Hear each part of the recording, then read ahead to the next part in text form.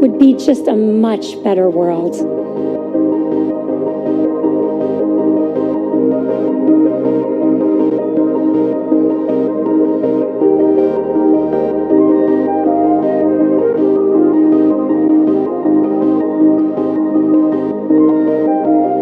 스테레오타입에서 이제 갇혀 있지 않은 시대잖아요. 하지만 이것들을 그 순간순간 지혜롭게 극복해 나가다 보면 Once you find this inner calling, there's nobody that can stop you from doing what you want to do. I think it's a wonderful program. It helps me understand how to engage more people on Facebook and how to extend not just to India but to a worldwide audience.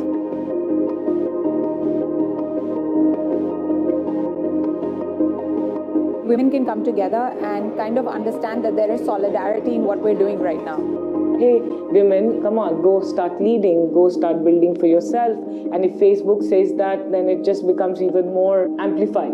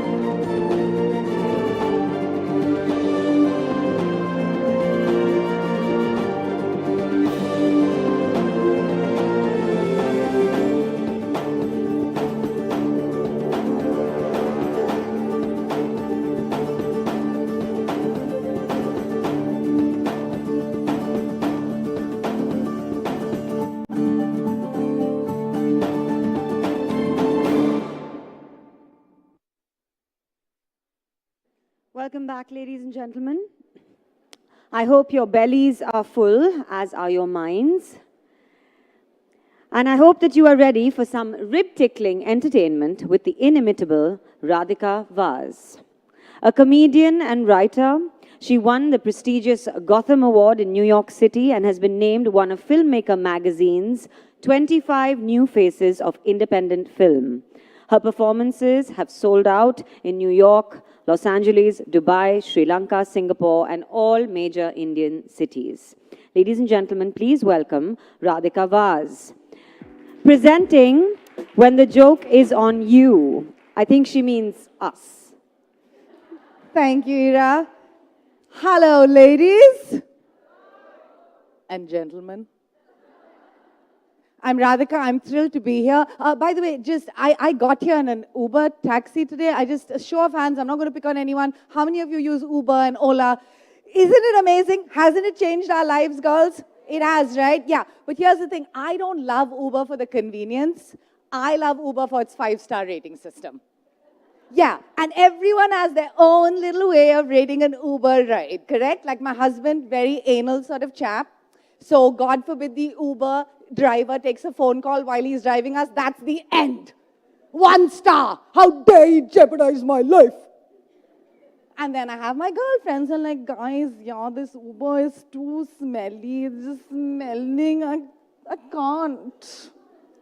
I have a very simple system, ladies and gentlemen, a very simple way of rating my Uber ride. If I don't get raped, he gets 5 stars. But then I found out that not only am I rating my Uber cabbie, he's rating me back. So I figured, you know what, I've been distributing these 5 stars left, right, and center. I am sure that 5 stars are coming back to me. So I went on my app, I found my rating, and my rating was 3.8. And I was devastated. And I said to myself, never again. Never again. So now every time I call an Uber, I put on lipstick. I wear a short skirt. I am polite as fuck to my Uber cab driver. In fact, I'm so polite, I am now flirting. I am skating down this thin line where I'm trying to balance getting 5 stars and not getting raped. I swear to God, I feel like a woman working for Harvey Weinstein.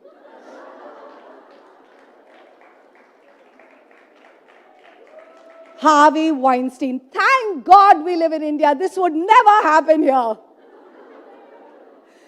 No, I kid. Listen, for everything that India is known for, there is something I just wanted to mention that I'm extremely proud of. Ladies and gentlemen, some of you may know this, some of you may not, but India, believe it or not, is the 4th most dangerous country in the world for women. Number 4, and gentlemen, if you keep up your good work, we can soon be number 1. Afghanistan, my friends, watch your backs. We're coming for you. We're coming for you. Oh my God. But India's not the only place, okay? Being a woman is hard no matter where in the world you are. Just is. Because think about this. No matter what your profession may be, ladies, your job description is to be sexy. You can be a journalist. You must be a sexy journalist. Be a plumber. You must be a sexy plumber. You can be a comedian. Sexy comedian. And the patriarchy has done no favors to our lovely men. Because your job description, gentlemen, is to be rich. You have to be rich, I have to be sexier, and the sexier I am, the richer you have to be. Oh yes, those are the rules. Don't look at me sideways. I didn't make them up. You people did, you men people. I've been reading some frightening statistics, which I'm pretty sure all of you are privy to. I heard and I read that the percentage of women in the workforce has actually gone down in the last 15 years. There are fewer of us percentage-wise in the workforce. Gentlemen and ladies, we are going backwards, okay? So I started to wonder why. And I think it's because we women insist on clinging to some man-made traditions. No pun intended, boys. Man-made traditions. And here's one. Here's an example. Women do housework. Now, I'm sure there's someone sitting out there thinking, well, then why don't you just get a maid? Fair enough. But if you think about it, most maids are women. And when they don't show up to work, whose problem is it? The woman of the house. So all I'm saying is that traditionally housework has been in the female domain. And that was okay in 1973. But the fact that it still persists today is a little bit depressing. But the part of this equation that actually drives me crazy is that this is a tradition I find myself clinging to. So every time I've had a male roommate, I have bossed over this dude because something about me has convinced me that I am going to be better at doing this shit than he is. Well, let's be honest, housework is literally the pinnacle of unskilled labor. Nobody's better at doing it than anyone else. I didn't go to housework school, I didn't go to housework college, I didn't do a summer internship in housework.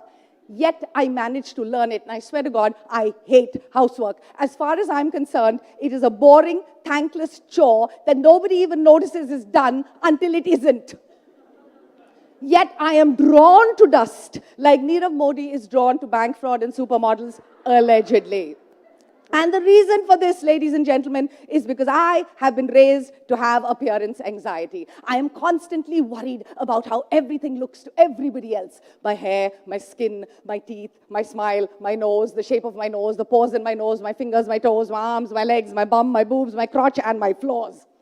I have spent my whole life freaking out every time something is just marginally out of place. Because I am a lady. And so my home, like my carefully curated Facebook profile picture, must reflect nothing but my best side. Now, my husband, on the other hand, you're not my husband, I'm just pointing at you because you're a man. My husband, on the other hand, could not give less of a shit about the state of our surroundings. And that's all right. He can be like that because, see, he's a guy. Oopsie daisy, a man interrupting a woman. On purpose, he's friends with my husband. I've completely forgotten. Oh yes, this is what I was saying. Men can be how they are because they're going to be judged differently. He's going to be judged differently from me, all right? Because think about this, has anyone here ever seen a cleaning product advertised to a man? Clorox with bleach for extra strength cleaning action, designed especially for that man who wants to keep his man cave spotless. Psst, psst, gets jizz off the door, psst, psst, gets jizz off the floor, psst, psst, gets jizz off the walls, psst, psst, gets jizz off your balls. Gets jizz off surfaces you've never seen jizz on before in 3 delicious flavors, lemon, orange, and chamomile.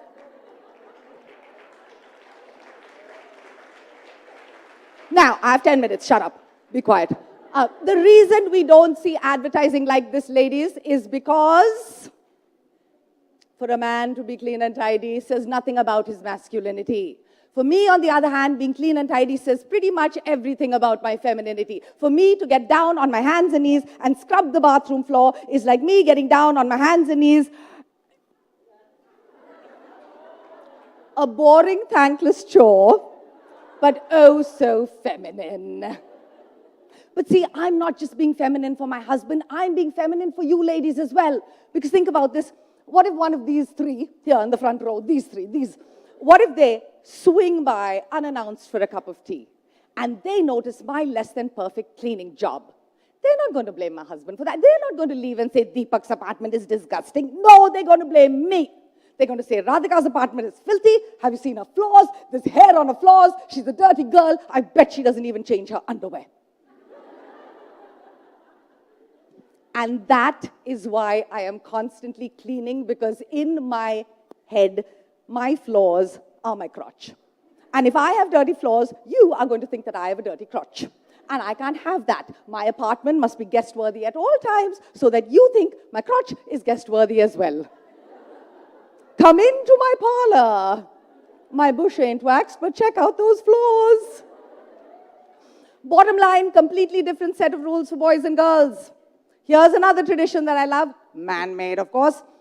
All women should want to have babies. All of us, regardless of our situations in life, must want to have a baby. Let me tell you something. I don't have one, but if I had one, I would want to be a dad. I would want to be a father. Because here's the thing. Think about this, okay? For any of these dudes to be called a bad parent, he has to go out of his way to screw it up. For a man to be called a bad dad, he has to beat his wife. He has to go to jail. He has to be addicted to alcohol. And even then, all of his friends are going to stand up and say, I grant you he was a terrible husband, but he was a wonderful father. In the meantime, for a woman to be called a bad mother, all she has to do is give that stupid little kid its cough medicine 5 minutes later than the prescribed time. Bad mother, negligent parent, child is going to die of a cough. And they tell you to have kids. Everyone tells us to have children, right? Radhika, you should definitely have a baby. It'll take your relationship to the next level. I'm sorry, my shitty low-level relationship isn't working out for you. I'm not clear how this baby thing's supposed to help me, but they tell us this, everyone tells us this. Have a baby, your life will improve. Have a baby, your husband will love you more. Have a baby, it is the best thing you can do as a woman. The best thing. Even my mother-in-law, beta, bacche ko paida kar lo, Deepak bhi settle down ho jayega. And I was thinking, hold up a second, lady. Your 45-year-old fat ass of a son isn't yet settled down. That's on you. You screwed up. I'm not having any babies. I didn't say that because I'm actually frightened of my Jat mother-in-law, but that's besides the point. I thought it. And by the way, if you're a married couple and you don't have a child, they will start to make some assumptions about you. And the first assumption they're going to make is that your husband must be gay. Or as we in India like to say, a gay. He is a gay. She is also a gay.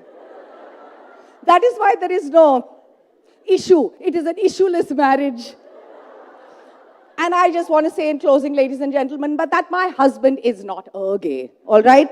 Like all husbands, he can sometimes act like a bit of a gandu, but he's not a gay. That is my set, ladies and gentlemen. Thank you so much. Have fun. And I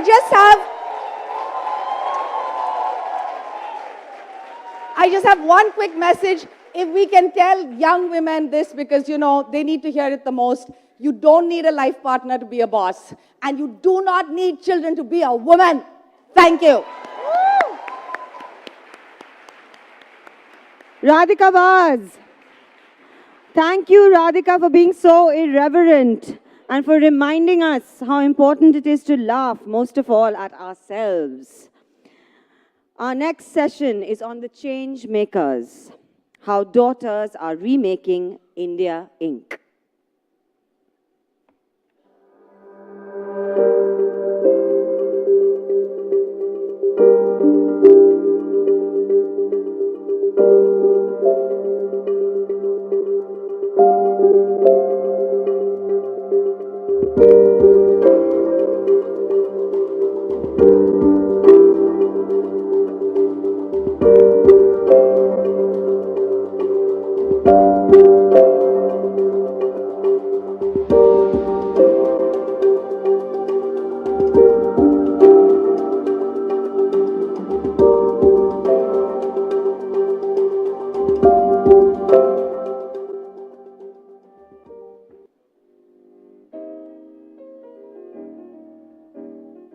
The Changemakers, how daughters are remaking India Inc. To moderate this session, I would like to call on one of the iconoclasts of Indian banking. She was former head of HSBC India and the first woman to head the Federation of Indian Chambers of Commerce and Industry.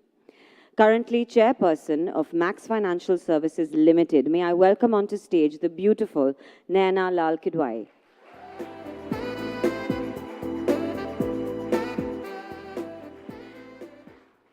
Ashni Biani is Director of Future Consumer Limited. She leads a team that understands the nuances of Indian consumers and has led the launch of a number of retail formats for the Future Group. Ladies and gentlemen, Ashni Biani.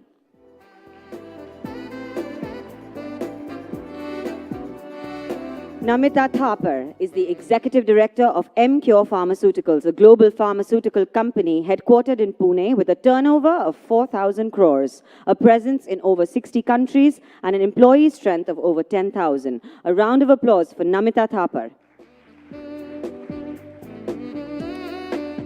And finally, Nidhi Tanti is Vice President and Head of the Business Review Committee and New Business Development at Suzlon Group. She is a key driver of sustainability and represents India at the Global Future Council of the World Economic Forum.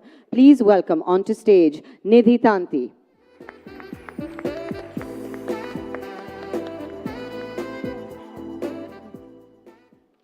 So, how long before we see Mehra and daughters and Patel and daughters on every street corner? 14% or thereabouts in a survey are entrepreneurs that are women in India. But a minuscule number within that are indeed the women who are leading businesses in family-owned situations. So, is it a silver spoon that these young ladies have been born into and with, or a crown of thorns? And that's what we're going to discuss today. So for those of you who think it's very easy, and they were like, hey, you know, maybe we are the privileged guys, and you folks in the audience are going to think, well, boo-hoo, who's going to be crying for you guys?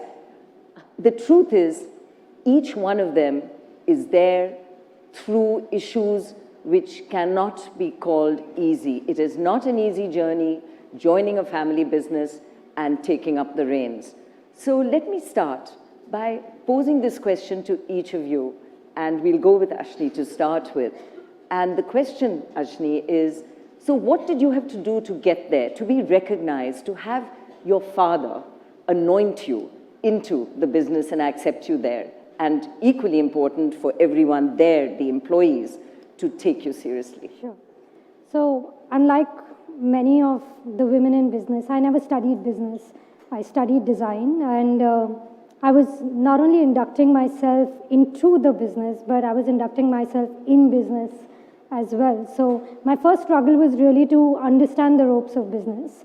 The second really was to perhaps counter every criticism that came our way, counter every doubt. Are you going to be around? Oh, now you're going to have a baby. Oh, you just got married. Are you really serious about this? So I think the only way to do it is through a lot of hard work and just persisting and getting your way out there. For me, I think it was I think I had an edge because as a woman in a consumer-centric business gives you a certain advantage. So that was really my edge. And as a thought leader, I made my mark, and the organization accepted me first, and then, I guess, my father. Yeah. So, Namita. I think, Naina, that's a great question because I definitely was expected to prove myself before I could join the business. And so I became a chartered accountant at the age of 21. And then I went abroad to do my MBA at Duke University. So I had to have 2 degrees. And I worked in the US for 7 years in a couple of public companies, multiple roles. And then I was considered competent and capable to join the family business. So it was pretty stereotypical in that sense. But I think it's good because of the degrees and the work experience abroad, that gave me a lot of credibility when I joined the business. And then, of course, that's just the starting point. After that, your work has to speak for itself. Yeah. And let's go to you, Nanit. So in my case, it was quite different. It was never to start off to join a family business. I was set out to be an investment banker to begin with. So I went through the grit of core 16 to 18 hours of a work day, growling through early mornings, late nights. And then I started believing through my deals that I was doing mostly in telecom, media, and renewables. That's how the love for renewables came in first, more than the love for the family business. And I think that's what drew me in. So I came to join in family business after the financial markets had gone down. And I did not come in from an engineering background. I did not come in from knowing various technological advancements, which was core to a wind or a solar manufacturing company. So I joined in at the most stepping stone in the company. I started from the manufacturing floor. I started out through the technology, the supply chain level, went through that grid, and then ended up starting out 2 biggest functions that the company has seen. And I think overall the change was quite dramatic because there was a cultural change. I went out of India from a budding age of 9th grade to UK, and then to Hong Kong, then to Canada, and then to India. So cultural changes, being a female, being the chairman's daughter, not knowing what kind of engineering setup where you were coming from, to now really understanding the nitty-gritty through literally climbing the ladder up. Yeah. And Nidhi, so to continue with you, siblings, you have a brother. Yes. And how were you perceived in the business, given that you had a male sibling, and how did the family determine who took charge of what? So fortunately, me and my brother, since our stepping stone of ages, we never went into a competition with each other. But somehow I realized as soon as we joined into business and he was looking into another segment of the same business, it somehow became that the societal norm came out to compete us with each other. So where we didn't have anything against each other, everybody would come and question me.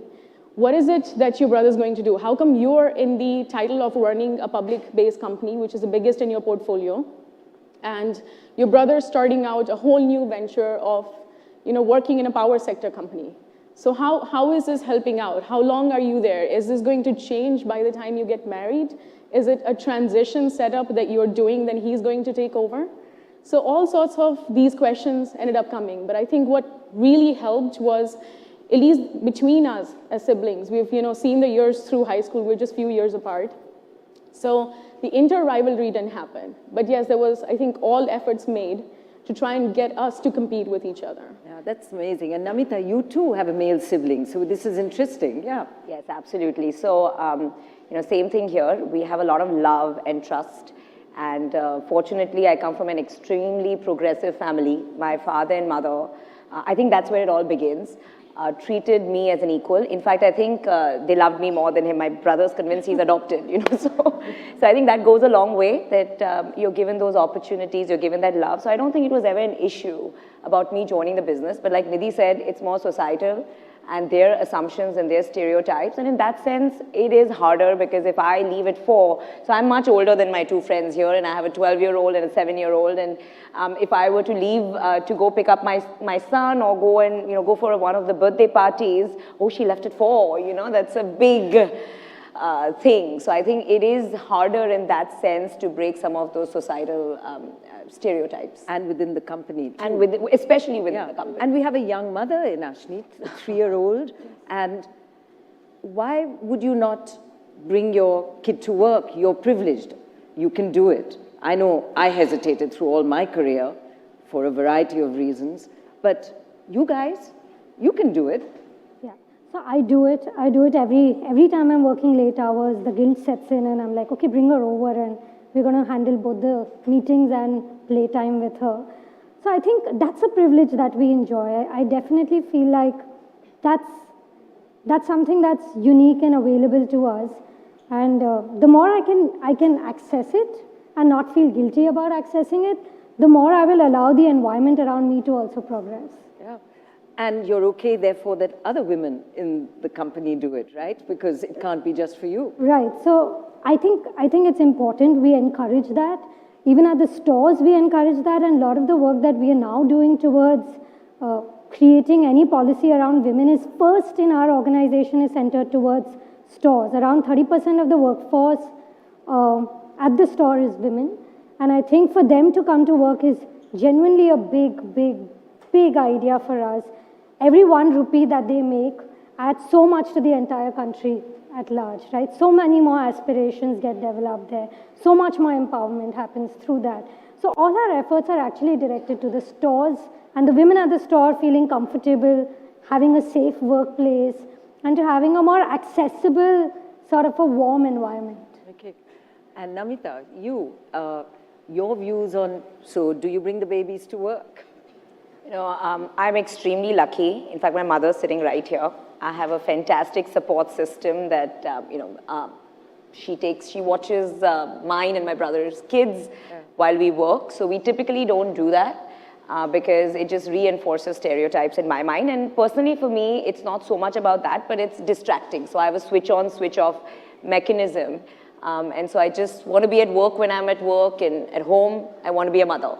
So I'm very lucky that I have that support system. So you've never really... And I'm very grateful for it. Yeah. And as we talk about, the family support systems, and for both of you with children, it becomes important. In your case, it's the mother. In your case, Ashni, you've had the advantage of being able to bring the child to work. Also, yes. And you have the support system. Yes. So these are important. In a book I put together of 30 women CEOs, the interesting example was actually a common theme, and that was the great institution of the mother-in-law. Yes. So lesson number 1, be nice to your mother-in-law. Yeah. And the mother-in-law was the one who stood behind the women when they came to work. Often she lived in the family, and in fact, being nice to the mother-in-law is a very critical part of your network. So you mentioned mother-in-law? Absolutely. Anywhere? Very important. Very important. Nidhi, important advice to you. Yeah. Look forward to. Yes. And I think you can't do it without many women together. And the husband. And the right? husband, Yeah. I think most important. It's extremely important to have a secure husband. And in fact, I was talking to you that that's probably the most important career choice a woman's going to make. Because you need someone who's going to celebrate your victories, not feel insecure when you're in the limelight, and truly be the wind beneath your wings. Easier said than done. So I think it is an important career choice. So Nidhi, you're taking all this advice. I'm pretty You're going to much interview taking those notes. guys to make sure they get it. Yes. Yeah. So as we look at the future, and you are just so fortunate, you've had the education, you've had a support system right from the start, from your childhood, where the parents encouraged the son and the daughter to progress. The mantles that you have assumed within your companies has come with all that support. But within the company, employees, you mentioned that there was initially at least this thing about, well, maybe you're going to get married and move off. But now you've proved your mettle. How do you find employees interacting with you? You're in very traditional businesses. So what percentage of women do you have in your company? So we have, and I think Namita was there when we did this entire discussion last week on the Women's Day. We have about 4%. 4%. And that is dramatically low. And reason is, of course, it's hardcore engineering energy company. So the first immediate bias comes to go, smartly to get too attractive to Ashni's level on getting into the consumer sector, then the financial sector. And I think it's very difficult to get that number up. But luckily, we have now targeted the quadrupling of this number by 2022. So how? So that's a steep target. How are you going to do this? Completely in energy, actually creating a whole ecosystem. So we have offices across India, then we have manufacturing plants, and then we have remote site conditions. So for each of these areas, we're putting in basic hygiene facilities. We're providing the relevant childcare facilities, which are encouraging more women to come in. We're trying to provide travel facilities, irrelevant of the hierarchy. They get to pick up during early morning travels and the late night travels. We're also going through various shifts of how do they actually work around their job and careers. So there's certain positions which are difficult, climbing a 140-meter tower 2 times a day.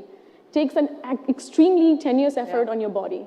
So we're trying to work out the harnesses and the systems, making it technologically equipped, to saying how can we still give those job opportunities to women rather than just having that discounted as an option. So we're creating an ecosystem around to help. So it needs women at the helm, as we heard earlier, to be the shoulders on which other women will climb. Absolutely. Otherwise, we shall all go to hell. Oh yeah, right? the special place in hell, like Sherry said. I love that. Yeah. And so Namita, at your organization, women, and how are you enabling and helping? Right. So we have, at MQ, we have 10,000 employees. 6,000 are in the sales positions pan-India. And sales is very difficult for women because, doctor's chamber, you have to go post 9 or 10 o'clock, there are safety issues. But the 4,000 women who are more in Pune, we have 10%. We started a program 5 years back called Prerna, like she said, ecosystem. So we had a lot of policies in place, whether that's women speakers, some of the flexible time kind of arrangements, networking lunches with women mentors. So we put a lot of policies in place, and we've gone from 5% to 10% in a span of 5 years. But of course, that's a very small number. And we hope that with new policies and more efforts, we can get to a much higher number. Yeah. But you are doing work aside from the company in terms of young entrepreneurs. Oh, yes. In fact, I'm glad you brought that up because on the side, on weekends, I've got a US franchise to India. It's in 6 cities called Young Entrepreneurs Academy. It teaches entrepreneurship to 11 to 18-year-olds. But it's fun. You have speakers, you have field trips, you have a Shark Tank style investor panel. And what's really amazing, and I love that, is we have 41% girls. I think that's very symbolic, and that makes you optimistic of where we might be a few years down the road. So that's definitely a great statistic compared to some of the ones Andrea spoke about this morning. Like, she was one of 3 women, Fortune 500. That's gone to 6% right now. And in India, it's 8 out of 500 for BSE 500. So if you look at this 41%, I think there's a ray of hope. There's hope, absolutely. And Ashni, you just said that you're already at a third of your... Right. So we have around 25 to 30% women employees all across the group. I think we're very fortunate to have that diversity. It's important to our business to have that diversity. We always refer to the consumer as a she. So she brings in all the right perspectives for us to take decisions. We do very, very simple things at the store. And it may sound really strange to be saying this on a panel like this, but one of the things that I have personally led is just having great toilets at our stores. I remember my days when I used to be standing on the store floor, and one of my biggest challenges was to use dirty toilets. So one of the things that we've done as an organization is create the best fun rooms, fun zones as we call it, and we have special toilets for women at the back of our stores that are managed and maintained by them only. And I think that one single effort has reinstated the faith of women who work on the retail floor to want to work with us as a preferred brand. Yeah. I think you raised a very interesting point because I used to often say I would assess a company on its women friendliness by the toilet quotient. And one is the cleanliness of the loos, but also where the loos were. Exactly. And when I started, the closest loo was on the 4th floor when I worked on the ground floor. And you know, it took a lot of time on a slow lift when you were dying to go to the loo. Yeah? So, and now, thank goodness, we're not only talking about the quantity of loos, but the quality. I mean, this is great. India's arrived. So, the loo quotient. Yes, well done. absolutely. So, outstanding examples, all three of you. I was curious about the fact that given how few of you there are, that the coming together hasn't happened. And I mean, this is almost a shout out to the Economic Times, to Facebook. We need a group of exactly women such as these who can come together, and the aspiring ones who can be mentored, because it isn't easy to enter these spaces. And they don't exist. We have three wonderful women here who barely know each other. And think of all the ones out there who could benefit from the experience here. So we need this, we need these networks. And I do hope that you could give it time. But your thoughts on this, because it will need your time. And the issue with women and networking is always, hey, we've got a job to do, we've got our families to run, so where is the time? So how would you carve out time to be mentors to others? Is this a role you see for yourselves? I think it's extremely important. You know, there are a lot of women I mentor, and the biggest thing, you know, it's like my big quote, that women are extremely good at time management. I mean, we're multitaskers, we're fantastic at that, but we suck at guilt management. It is such a big issue with women, and I think more so in India. So I've really worked with a lot of women to get rid of that guilt quotient and just tell them it's okay to be selfish, and no one's going to applaud you. You know, you got to do this once in a while. So I think having someone who's older than you tell you some of those things goes a very long way. So, and like Sherry said and Andrea said, that people who are in positions of privilege and power have a larger responsibility to give back. And I do hope we can see more of that in the coming years, Naina. Yeah. So where's your guilt quotient? Oh, with age you become thick-skinned. That's a good thing. But do you? You've still got a guilt quotient when you don't pick up your kids at school, you were saying? It's a lot lesser than what it was before. So it's, you know, all those affirmations and mind training. I mean, I was the most guilt-ridden person 10 years back, but I think that's what happens when you're in your 40s and you've been through life and you get wiser and a lot of white hair, that you realize that it's damn if you do and damn if you don't, right? If you're sitting at home, you're guilty that you wasted a degree. If you're working, you're guilty that you couldn't go pick up your child. So just listen to that inner voice, find a good balance, and be at peace with it. So I think that's, we got to work with that. Very well said. Yeah. And Ashmi, your guilt quotient? It's at an all-time high right now. So that's the honest truth of it. But I don't think the guilt is ever going to go away. I think maybe we just have to make our peace with everything that we do, and that we're doing a great job because we're doing so many more things. I have a lovely assistant who I was telling you about. At 5:30, she'll come and say, come on, second shift starts now, go home, you got to do this, this, that. And I just love that I have her. I just love that I have a community of women with whom I can share this experience with. And I think that is enough for me, you know, at some level. And that should keep growing. Yeah. And I hope all this doesn't scare you, and that you have a guilt quotient in very different quarters. But the networks, and why aren't we hearing more from women like you? Why aren't you being able to give your voice and time to encouraging others? You're so buried in your businesses that we need voices like yours. I agree. I don't think we give enough time to it. I think in the same place, we women are working 5 times harder than our male counterparts. So that's where the energy is perhaps getting lost. But you have another role. So Nidhi. I think I would say more from the point of all the challenges we just discussed. You know, that's where we've been occupied for all these years. One is constantly proving yourself. We were just discussing back then, saying, you finish one thing, there's next challenge. You know, there's somebody literally waiting to tell you, you can't do this. So then you get on to the next level of proving them wrong, getting to another challenge of getting through that hierarchy. So I think probably one of the reasons why we haven't got around to becoming so much in these kind of group orientation is probably that individually there's been so much of struggle and fight to get to where we are. But I think now that we have come to this space, and I think good to have a forum like ET, and even a mentor like you, I would say, to take us to that level where we can be an example setter. We can be there to tell other women. And I think in all of our individual capacities, we do that. We do it offline to our relatives, to our cousins, to the aspiring people from our universities and alumni networks, that yes, you can, and there's so much more you can do this. Not getting caught in the guilt trip. And of course, trying to see if, like you said last time, and we were just discussing, saying, how do you see a challenge? I think challenge is just another way of proving that you can to somebody, rather than getting feared by the challenge to saying, no, if I don't do this, the world will collapse under my floor. So Nidhi, I just love this, because the same detractors, the people who didn't believe in you, could have been the ones that got you despondent and out. But you converted that negative energy to a positive one for yourself, to prove to that uncle, to that aunt, to that somebody out there who turned around and said, waste of time, you shouldn't be doing this, you should be out there getting married and having children.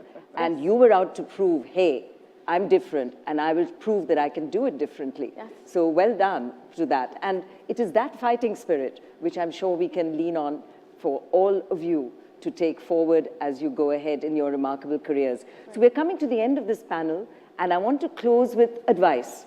Advice from each of you to the women out there as to what they could do and should do to become more like you. I think the most important thing is really to not give up. I think it's really hard, but you just got to stay the course, because it's going to give you deeper meaning and deeper satisfaction at some level. If it does, don't give up. I keep repeating myself, guilt management, just get an A+ in that. And secondly, like Steve Jobs says, that don't let the noise outside drown your inner voice. I mean, at some point, you have to trust that inner voice. Like Andrea said, the compass and the clock, I think that was beautifully said. You have to rely on that inner voice. Yeah. I actually have a few. So one thing starting out, I would say, it really helped to see when you're coming in from a family business not to get stuck into this aspect of entitlement. Just because, be it a girl or a boy, I think this advice goes a long way to saying, with the millennials, you often see that this entitlement factor comes in before the hard work comes in. So I would always say, try to get out first before you join your family business. It really helped me a lot. It doesn't have to be the same for everybody, but I think it helps to get a benchmark, get an understanding of not your own bubble and creation. Because in your family, while they may be at hardships, they will still treat you a little differently. So getting really to know what your skills and ability are, try to work out, then come in.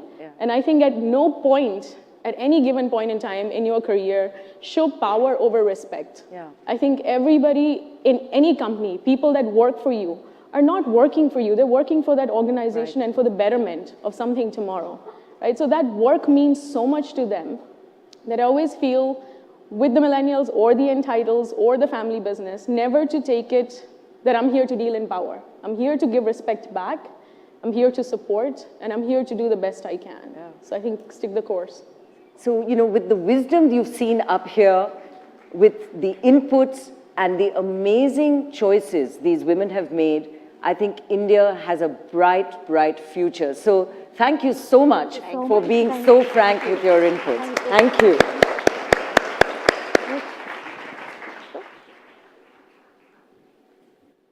Thank you, panelists. And thank you, Naina, for really pushing the boundary with that conversation.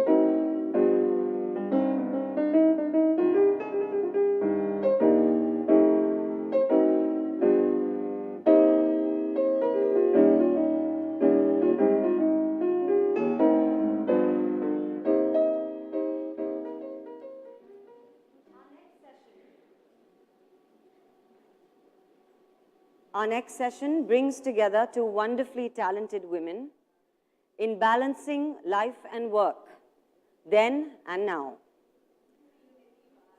Veteran Bollywood actor with 60 films and several classic hits to her name, Sharmila Tagore led the Indian Film Censor Board from 2004 to 2011. In December 2005, she was chosen UNICEF Goodwill Ambassador to raise awareness of the impact of AIDS on children. In 2013, she received the Padma Bhushan. Soha Ali Khan is the youngest daughter of Sharmila and legendary cricketer Mansoor Ali Khan Patodi. She is a rising Bollywood actor with 25 films to her credit. 2017 has seen two milestones in her life: the birth of her daughter Inaya and the launch of her first book, a marvelous read, The Perils of Being Moderately Famous. I'm delighted to welcome on stage the talented mother-daughter duo, Sharmila Tagore and Soha Ali Khan.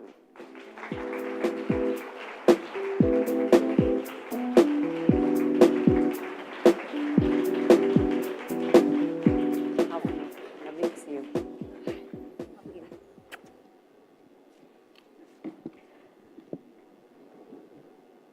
Sharmila ji, Soha, hi, welcome. Delighted to have you here.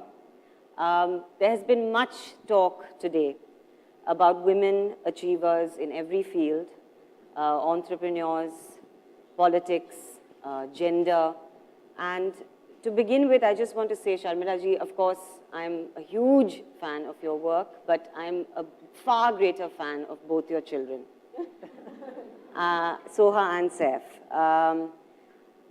You began acting at a very young age. You started your career as a child almost. And you went on to work through your marriage, after having children. How did you balance the roles that you had to play? Because work was always a part of your life from a very young age. You never gave that up. You know, I really hoped that there would be more men in the audience. Room? Yes, I don't think we can only talk about women because men have to listen to us They have to be and part we have of that to listen journey, to them. yes. Don't you agree? I think so, yeah. So next time you should have more men. Working then, well, actually getting married, nothing changed very much because I was working before, then I met Tiger and we were living together. So I was working and he was playing cricket and we were making time. But when you get married, it is really a commitment to spend more time with each other. So it's a division of 24 hours again. But even when you got married, I think you pushed the boundary. I mean, he was from a different community. He was a cricketer. Suddenly I'm thinking of Grace Kelly and Anushka and Virat. When I think of your story, these are the images and the people that I remember. Because you chose to do something that most leading actresses and Bollywood heroines would never have thought to do. And you were also the wife of the Nawab of Patodi. That was a different kind of role. So balancing all those different roles. Well, you know, I always heard my body clock. If I wanted to do something, being an actor also, there is timing in your life. And I wanted to be married at a certain age. I wanted to have children at a certain age.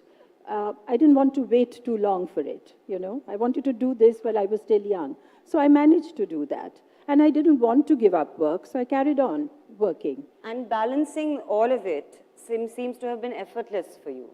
Well, I don't know how you see it now after so many years. It was, again, as I said, it is division of 24 hours. Yeah. When your family grows, you have a husband first, then you have children. So you have to find time for everything. And it's not difficult. Well, I think when you want something, when you really want something, you manage to do it. Do you think that today, being an actor, Soha, your personal life is constantly under scrutiny? I think even more so today because of social media, because of the access one has to an actor's life. How difficult is it for you to balance? You've just had a baby. Congratulations. Thank you. And I want to congratulate you also on your book. It was a marvelous read. Thank you. Thank you. Very funny, very honest. I thoroughly enjoyed it. Do you think in this, at this time, it's harder than it was in your mom's time to balance everything? I think, as Amma said, it's about priorities, and it's impossible to do everything. But again, as Amma said, if you want to continue working, and I wanted to after I got married, after I had Inaya, I still have a lot that I want to accomplish in my own personal, professional life. So you have to create a certain infrastructure at home that has to continue even after you're gone, even when you're not at home. Does that infrastructure include the husband? That infrastructure, the husband is instrumental. And I'm glad, I think that at least when it comes to, we may be a minority, but at least when it comes to my friends and certainly my life, husbands are becoming more and more supportive and aware that parenting is a two-person job. So I can certainly say that. And in terms of then and now, I remember my father actually being at home more than Amma was working more, because her career continued long after my father's, him being a professional athlete. By the time I was born, he had retired. And, my memories of him are him always being at home on the takht and reading books and spending lots of time with us, helping us do our homework, writing our school debates. Sometimes he would be perplexed by whether I was allowed to wax my legs, or, if I was allowed to stay the night at Priyanka's house, and then he would have to call Amma, who was, for instance, shooting for Mississippi Masala, and she had to go away for 3 months at that time, and, we were very upset, but I also understood. I grew up watching my mother going to work, and, I understood. So it was different for me growing up in terms of Abba being more at home and Amma going to work, but she would make an effort, and if she wasn't there for our birthdays, then we would celebrate our birthday when she was around. And it wasn't as, of course, she must have, I'm assuming, felt a certain amount of guilt, and must have, missed out on a few things. No, I don't know. I don't think I would call it guilt. Again, no, it's all right. You can't base your life on guilt. Yes. I think I was able to, at least I tried to teach the girls and my children to value a woman's work. And I taught them to say, get 10 on 10 when I was going out to work. Because they understood that. And because although they were central to our lives, but they also had to respect our time and our solo time, which I think I was able to manage. And they were very proud of the fact that, my mother was going out to work. Do you have any regrets? Like you said, we talked a lot about guilt in the previous panel, and about how women are managing guilt, in the workplace and at home. So I think this is something actually I resonate with Sharmila ji, because my mother says the same, that, I feel no guilt whatsoever. So did you have any regrets that because of your professional commitments, that you would have done something differently, that you could have done something I was never ready to give up work. At the same time, I wanted a family and I wanted children, because I grew up in a joint family and I couldn't imagine a life without children. I didn't want to be only a career person. And I wanted to do this when I was in my 20s and not when I was in my 40s. So, yes, it was difficult. And you were just asking Soha whether it's easier now. I would say it's so much easier because you have a cell phone, which we didn't have. I remember trying, and Tiger used to travel when he went to Australia. It took him 6 months to return, because they had to go to New Zealand after that. And if I had to call him, I had to call him at 1 o'clock at night, in the morning. And getting a telephone was so difficult. I didn't have a phone, so I had to go to a friend's house at 1:30, a man friend's house at 1:30 at night. And every time the phone rang, I had to book a lightning call, and it wasn't lightning. And I had to pick up the phone, and the other person at the other end would say, who's this woman in this man's house, and quickly put the phone down. And then the call had to go via London. So that's how, Difficult. So we had to write, letters used to take, and now you have Skype, your communication, your transport, everything is so much better. You still don't know how to use Skype, though. Yeah, so I'm still of that generation. But yes, so it's so much easier. And talking about guilt, I don't think I have so much guilt because I did whatever I could do. I know that I've done my best. I've tried to be around when they needed me. in their special concert days or wherever, you know. But I also had to go to work, and and then Tiger very happily stayed back with them. And because we didn't have, my mother-in-law was not in Bombay, my mother was not in Bombay, they were not prepared to leave their homes and come and babysit. So it was Tiger and I, and we managed. So that's a very important point, that unit, your partner and you, Yes. forms that unit. Absolutely. And it's not necessary that he has to change the diapers or he has to do whatever. It's while I'm doing something, if the telephone needs answering or something, marriage has to be attended to, I mean, he can do that. So it's a sharing of chores and not what he thinks that he needs to do, but help me around, you know, in doing what I'm doing. I think that's very encouraging at that time, Yeah. if you were able to, you know, sort of keep those gender roles sort of flexible, because there's a lot of talk about that as well today, throughout the day. You know, we come from a profession, your industry is one where there's an image, there's a public image and there's a private self. So balancing even that is kind of tricky. But when you are very comfortable with what those images are, it becomes easier. And I think gender roles is a very important part of how you have chosen to live your life. I think especially you, and maybe by example Soha as well, from a very young age when you first came to Bombay, you did as you pleased. You know, you lived in a way that you pleased. You see, there are so many people out there. I can't please everybody. I have to live according to my own priorities. If I try to please you or please him, then it's really not possible. So when the children arrive, so you have to divide your time between the children, you have to prioritize, and then your work. Then you can't go to a party, for instance. I didn't go to premieres, because thank God we didn't have to promote films as they have to do now. So, yeah, and the social media wasn't there. So that pressure wasn't there, but we had to attend premieres. So I didn't do that. I didn't do a lot of interviews, because that took time. So I opted out of a lot of time-consuming things, which was not relevant to me. So do you think those are choices that you still have?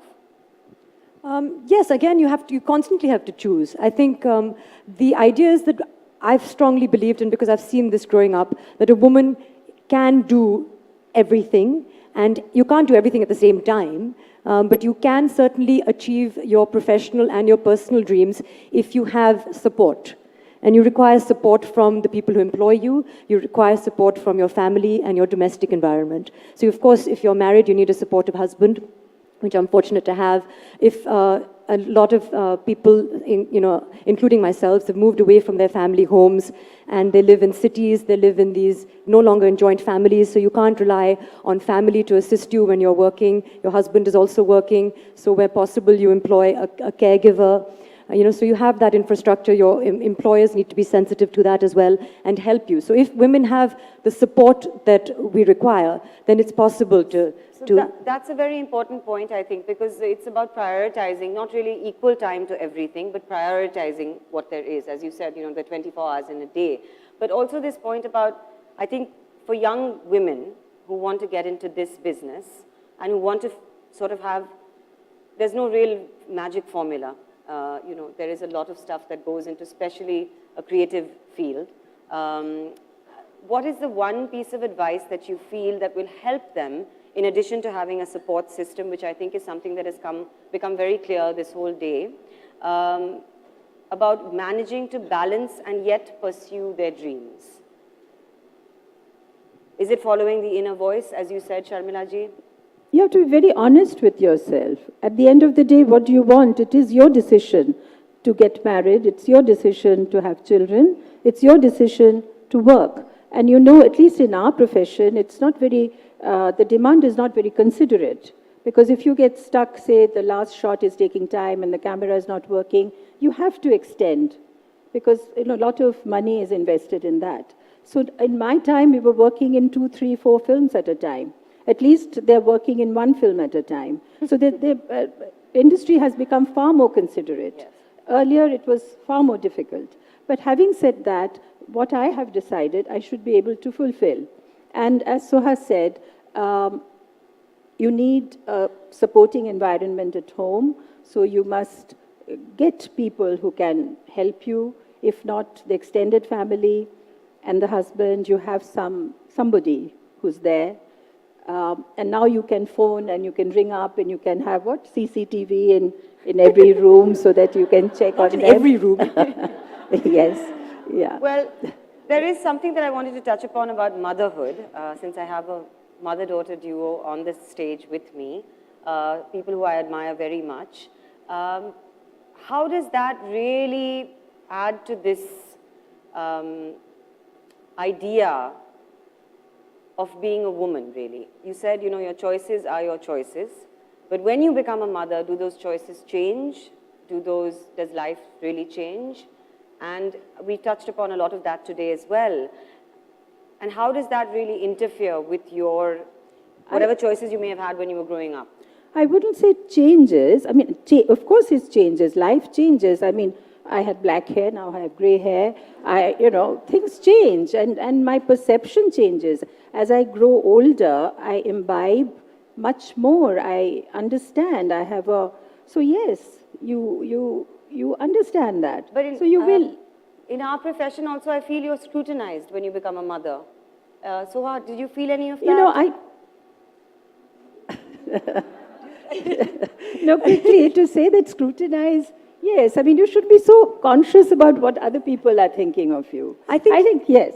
I think there is a certain, of course, now with social media being so prevalent, it's a good thing and a bad thing. I think people are seeing women as they really are. Sometimes when you're just going to the doctors, you're going to the gym, no makeup looks, and so people see you as opposed to on screen as a finished product, if you will. And I think they understand now that actors are also real people going about doing real things. And you're are you nodding? Are you shaking your head? Shaking her head. Yeah. Imperceptibly, you're shaking your head. There is a certain kind of expectation that people have, although they know they're real people, but they kind of suspend that, But I think now you still have to give in to their expectation of what they think of you. But as I was saying, that if you live like that, then somehow what happens to your own life? So you have to prioritize and you can't please somewhere everyone else. your own wishes, rather than just live to, and everybody will accept you in the long run. Your image builds up, 5 minutes at a time. And in this long life I've had, when I came to Bombay and I wasn't chaperoned, I was living alone, I used to have the odd drink and the odd cigarette, I used to wear hipsters, the bikini photograph, and all those things happened. And then people were speculating, saying things. But over the long years, today, their perception of me is different. My perception of myself is different. I have grown up. I have taken on, like a tree that has grown. And I'm enjoying that. But it happened then. You have to choose what you want to do. And if you marry for lust, that's what you'll get. If you marry for money, that's what you'll get. If you marry for love, that's what you'll get. But you can't marry for lust and then say, I married for love and that's why my marriage didn't work. Yeah. So you have to be very honest with yourself. I think that's beautiful.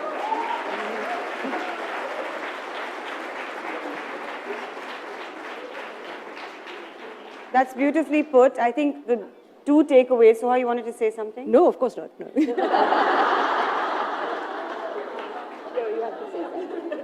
I think the two takeaways that I got most of all is actually just being sort of true to yourself and being responsible for your choices, because as you said, I think... Yes, and I think women are becoming more and more courageous, and they are being true to themselves, and they're embracing that aspect of their identity, and those are good role models, because I think even if your life is comfortable, if you fight for someone else whose life is not comfortable, it gives them the courage to speak up for themselves. So even though my life may be privileged, I can still represent someone else and try and make their lives easier. And then the idea is, of course, as Amma said, that's why we want to see more men, is for men to be supportive of that and not to be scared of the empowered women or not to, regret that, but to sort of celebrate that and embrace that.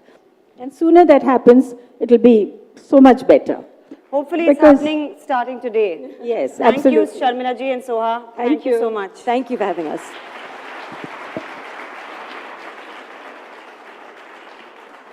Please. Thank you.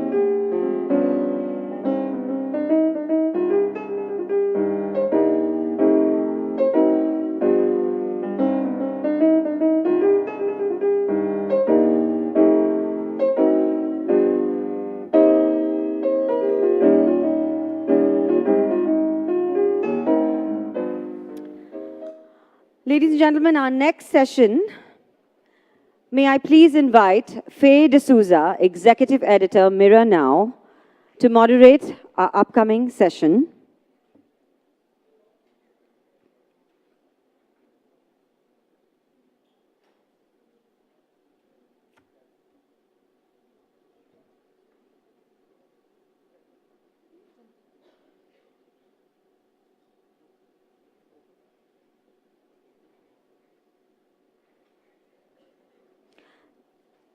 I didn't have to do much talking with Sharmila ji and Soha.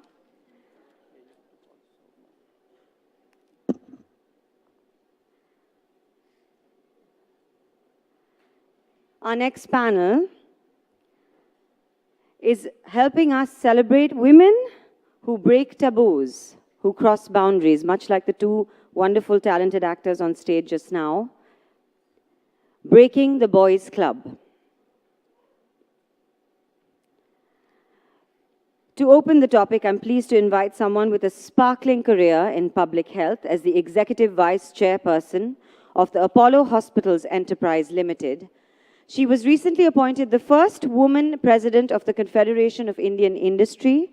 She actively supports the advancement of women in the workplace, a much-needed effort, given only 17% of senior positions are even held by women. I'm delighted to invite on stage, before Faye, Shobhana Kamineni.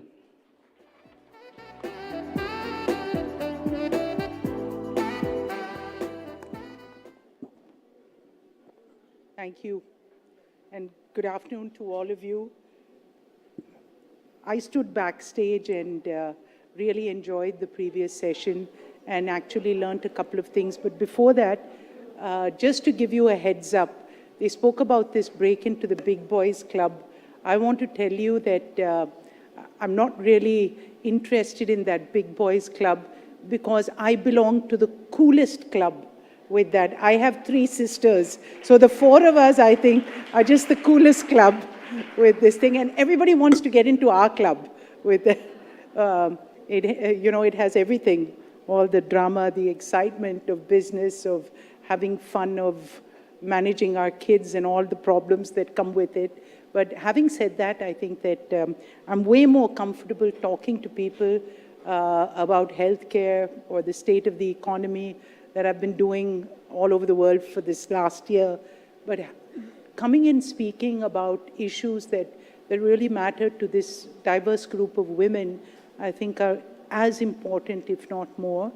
And just to give you a bit of background that I helped, I was all of 20 when Dad started, when he had this burning ambition to start Apollo and say that, we want to bring healthcare of international standards to India. And we said that, and he said, why don't you all help me? And here we were just doing whatever was necessary. And then slowly it just became more that we got involved in many aspects of it, learned on the job, actually went and did some courses, but this was in the mid 80s that we built the first hospital, and then from there, of course, today we have a lot more than one hospital. But more than anything else, what we've created is, interestingly, a diverse set of healthcare businesses that wrap around the entire around a person, like from prevention to retail, to health insurance, to diagnostic centers, to 10,000 beds, to telemedicine across India and different parts of the world. So we brought that whole ecosystem together. But what we did everything, and I think that we wake up every day, that we were given the privilege of not knowing that there's a difference between genders, because we employ a lot of women, and there are 4 of us, and we have 70,000 people working for us. So we really didn't know that difference, that here it is that there's that women have many, many issues. Of course, in our workplace, we made sure, because being one, we were immediately empathetic, and having so many women in our workplace just made it a lot more balanced. But when we moved outside of just our circle of healthcare, when I moved into CII, and the Confederation actually is a very interesting place, because here I was as the first woman president after 120 years. And I did say when I got in, thank you. I remember that my acceptance speech was 3 words. It's about time, boys. And I think that they took it with good humor, mostly because all of them had all white hair. So when I'm calling them a boy, they were just most thrilled with that. So I knew how to play up that one. But having said that, so the Confederation is about 8,000 members, but we have 90,000 direct members, and 102 other associations that I helm as the president of CII. So here it is that all of a sudden you have almost 60% of India's GDP as your members, and you're expected to step up every time, the Prime Minister or any minister goes anywhere, including if you saw my picture with Nirav Modi, I don't know him with that. So leave that in Davos. Everybody asks me about that, and I say, I don't even know him. Because I'm a woman, they're very polite. I always get a seat. So that's the only differentiator that they make for me. But having said that, so I said, what would be my agenda? It's a one punishing year. I've taken, once I counted, I took 11 flights, including one overnighter coming back from Uganda. And I said, this is just, it's got to tell on some part of you. And then I look for pity and go to my dad or my husband. My husband's nicer. And my dad said, you wanted this. Just do a good job. So I learned something. And so I learned something from Sharmila ji when she said she never felt guilt. God, I spent so much of my life in guilt. And I don't know how many of you feel guilt when you go out there in the workplace and about your kids, or if they're sick and you go into work, or their exam time and everything in India closes down except you have to go to work. And just these multiple things that go on in your life, or guilt about your husband that you're not spending enough time, and all these things, as a daughter. I think that one of the things of being a woman is that we're given this extra guilt gene with that. We need to get that one fixed. I don't know if CRISPR does it, but that would be a good one. But I think more than we should just learn and accept things. We have to accept to say that this is what we want. This is a choice that we've made. And that choice could be a 1-year choice, that could be a 2-3 year. And I know that many of you in this position here, you have the privilege of making that choice. And that's important. Celebrate that you come from cool parents who have allowed you to study, that have allowed you to, that have encouraged you to go to work and live life on your own terms. And I think I come from that background, that I have that my parents, dad, his one message is, that belief is power. And my mother always said, I really expect you to go out and be independent with that. And this is something that, will be a generational shift. So it doesn't come suddenly that today we walk out of the room and all of Indian women become empowered. It is gradual, and then it's suddenly. So you'll find this in different sectors, what's happening in the fintech sector, what's happening in the healthcare sector, where it's easier for women to get in IT. And then you'll find that slowly over generations, it can never happen at one particular time. So we're part of that changed generation, and we have to accept that, embrace it. So when I got into CII, I said, no, I'm going to stay away from gender bias. It's not a good thing. I better, I should just be one of the guys. And then I spoke to some folks at McKinsey because they were coming out with a parity report. And that parity report actually said that India that India has the lowest, we're like Saudi, our engagement with women. And at that point of time, I said, we have to change that. And that's when I said, let's move in and see what we can do in the workplace. We started creating pilots. I saw what's happening. What we do in the cities is really, we know nothing from what happens in the rest of India, in the villages, in the poorer. And that kind of empowerment, that's the kind of generational shift that we need to see, that we really need to think about. And I love the fact that companies today are putting that at the top of their agenda. The governments are doing it too. And I think that everyone has a responsibility to see what is it that we can do for gender parity, because for that suddenly to happen, it has to be, we have to be part of the gradual. Our kids have to be that. We have to all start speaking a language of saying that it's not acceptable. And my time is running out. They said, you know, try and save time.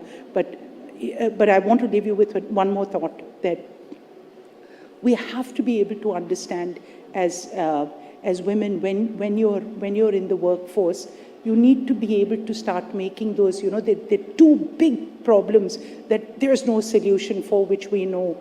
That one is that once you graduate, everyone, you know, you'll find engineering, medical, lots of women. But as you move up, there are fewer and fewer women, because we need a solution of when you opt out, that you don't lose your seniority.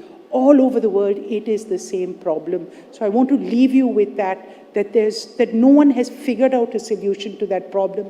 If you guys can, please use it in your workforce. This is something important, that when you opt out, and we have to have a right to opt out, that we can come back into the workforce to play. This is something that needs to be, and this is something that all corporations, so we are working on this in CII. My time's over. All I can say is that I'm really happy to have this opportunity to speak to you. I didn't think I could speak for 10 minutes, but I guess it is that. And I thank you all, and I think that the Big Boys Club is a myth, and all of you belong to something of whatever you want to be. We don't have to have guilt to be there. We're there with the sense of power, empowered, and we'll make that change for the world. Thank you.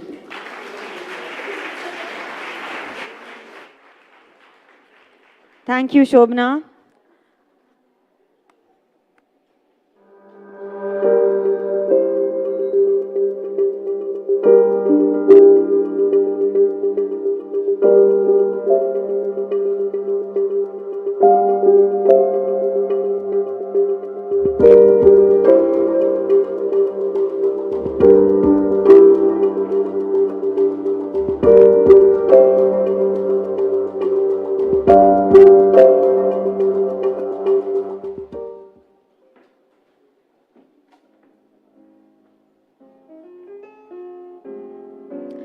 Breaking the Boys Club. Like Shobna just said, perhaps there isn't a boys' club.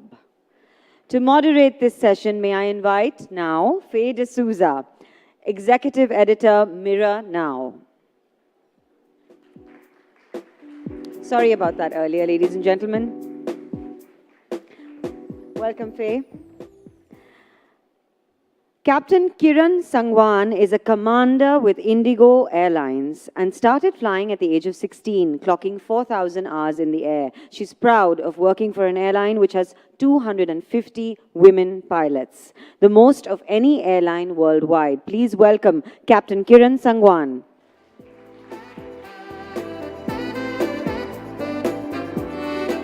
A mixologist, the first Indian woman professionally trained to mix beverages and tend bars, she runs a training academy called STIR and is a consultant to the beverage and bar industry. Author of several books on beverages, My Kind of Woman, may I please welcome Shatbi Basu.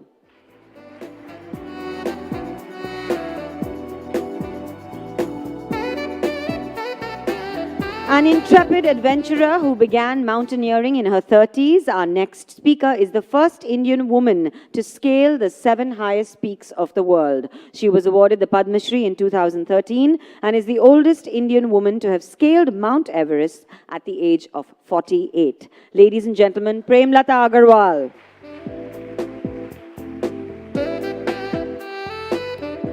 Completing this panel is Dr. Shashikala Sinha, the Project Director for Advanced Air Defense Systems at the Department of Defense Research and Development Organization.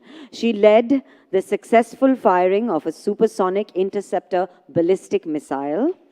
The third in a, yes, it sounds, that's as great as it sounds. The third in a series last year, making India only the fourth country in the world to have this technology. Please welcome Shashikala Sinha on stage.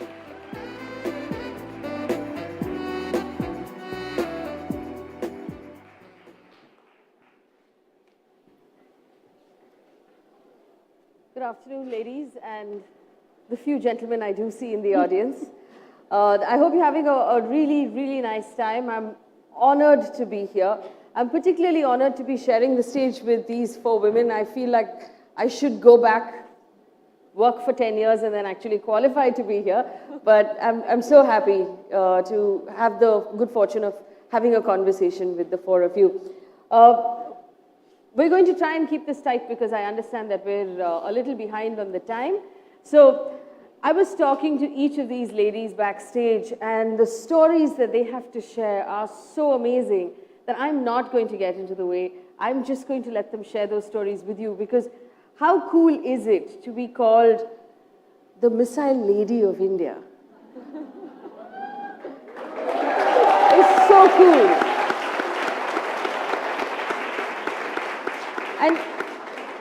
And in this, you know, in the whole lean in, have it all sort of concept, she's a mother of two, you know, she did her master's, you did everything you wanted to do, and you've also built this amazing career. Tell us, you know, what pointed you in this direction? Because you did engineering, you went to IIT, and we all know engineers in IIT who then eventually just all work for McKinsey. None of them actually build anything. So how did you wind up building missiles for India? Okay, I'll start with the fact that I have a service background. Yes. Because my father was in the army, and my brother is also in the army currently serving, and my husband was in the Indian Navy. And when I finished my engineering way back, I took up a job, and then of course my elder daughter was due, and so I had to quit, and for about few years, 5 to 6 years. And then again, because of an accident, my husband passed away, and I had to, you know, pick my career back.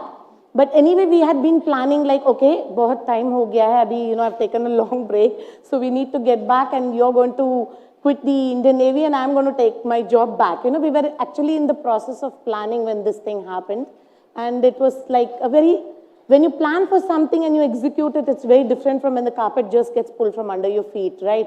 So I had to get back to the job, and at that point of time, I was not even certain how the progress has taken place with respect to the technology. Yes. Because when you finish your masters, you're working with especially electronics background or radar background, you have a lot of equipment, a lot of programs, I mean computer languages that you need to know, and analysis that you need to do. So it's like, it's very tough for you to cross that thing, and you need to push yourself even further to be able to reach that point where you are able to achieve what you would like to achieve. So it's like, the first thing that came to my mind is the determination that I'm going to prove to myself, first of all, that those 5 years, whatever I've lost, actually do not mean anything. That even if the technology is advanced, I've got to make my mark, and I've got to actually be there along with the rest of the world. So that was the first thing, and I used to come back home many number of times, really disillusioned with many things. And my daughter is sitting here, and she used to be my spirit, actually, who's given me the strength. Pavitra is here. She's given me the strength to face situations, to be able to stand up for yourself, especially when you're typecasted sometimes.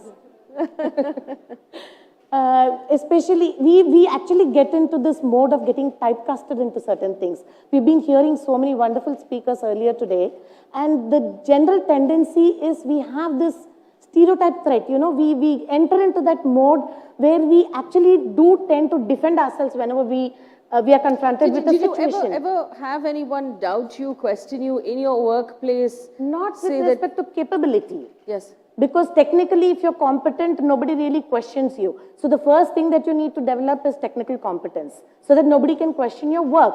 But there are certain situations where you may be the only person, only woman in a forum, and you need to get your voice heard. So that's when actually your personality comes into being, and my father played a very big role there. And he made me have this confidence in myself that I am capable of doing something and I can prove myself. So it was my father who gave me that, instilled that confidence in me, and my daughter who gave me the strength that I should speak up for myself, no matter what the situation. So you've got to learn to have that confidence. You have got to be competent in what you do, and you've got to have determination and focus that you have a goal set for yourself and you're going to achieve that goal. That's the most important thing. If you don't have immediate goals, believe me, nobody else is going to set goals for you. You've got to set and it may be a very small goal for a start, but you've got to set goals for yourself. And in the missile complex, let me tell you, it's a scientific community, and we have a wonderful, it's a wonderful environment. There are many scientists, women scientists today, still who are doing, they're doing wonderful work and trying to be where they are.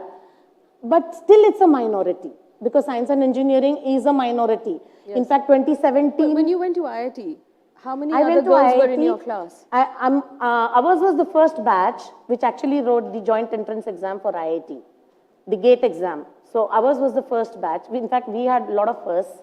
Ours was the first batch which finished with the 5-year engineering, and the lucky ones after that got to do only 4 years of engineering. So we had to do 5 years of engineering, and then when we finished 5 years of engineering, there was this other batch which was literally passing out, and then the GATE exam came on, and then we were like writing it for the first time. And after clearing GATE, I got the option of entering into IIT.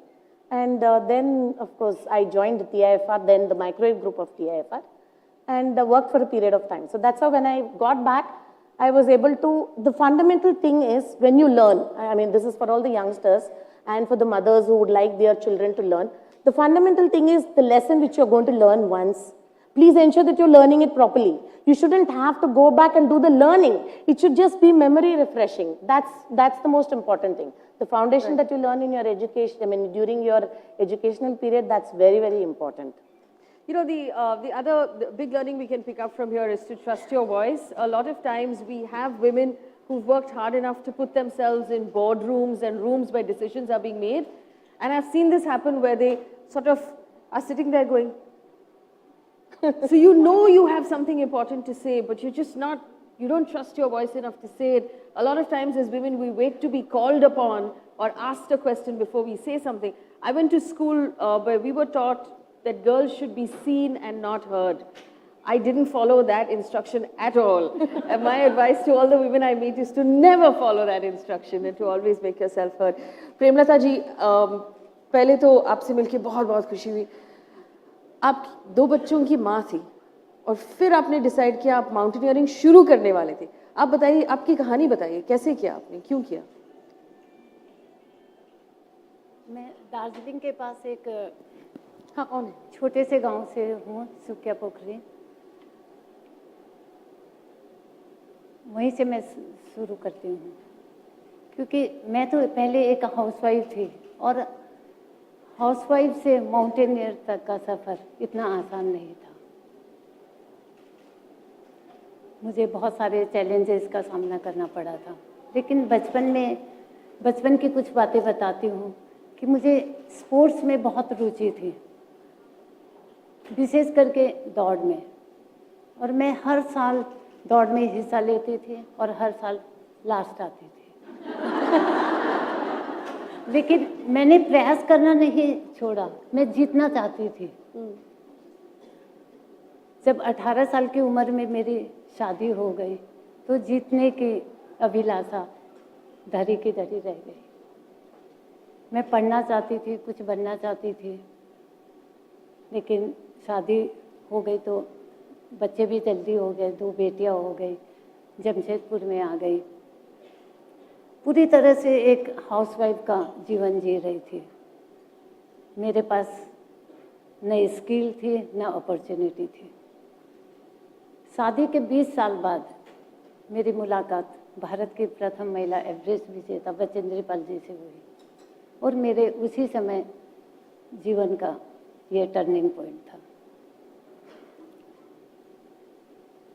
उन्होंने मेरे जज्बे को एक नया रूप दिया और मुझे माउंटेनियरिंग के क्षेत्र के लिए प्रेरित किया।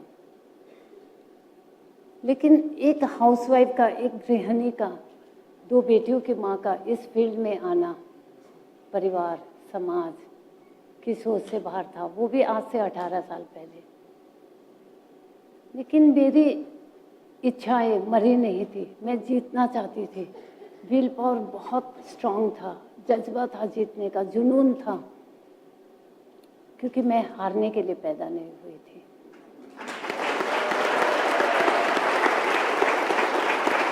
और वो बचपन की बार बार हार कर भी प्रयास करने की इच्छा शक्ति ने, जीतने की इच्छा शक्ति ने मुझे एवरेस्ट के साथ साथ विश्व के 7 महाद्वीपों के ऊंचे शिखरों पर अपने देश के तिरंगे को लहराने का मौका दिया।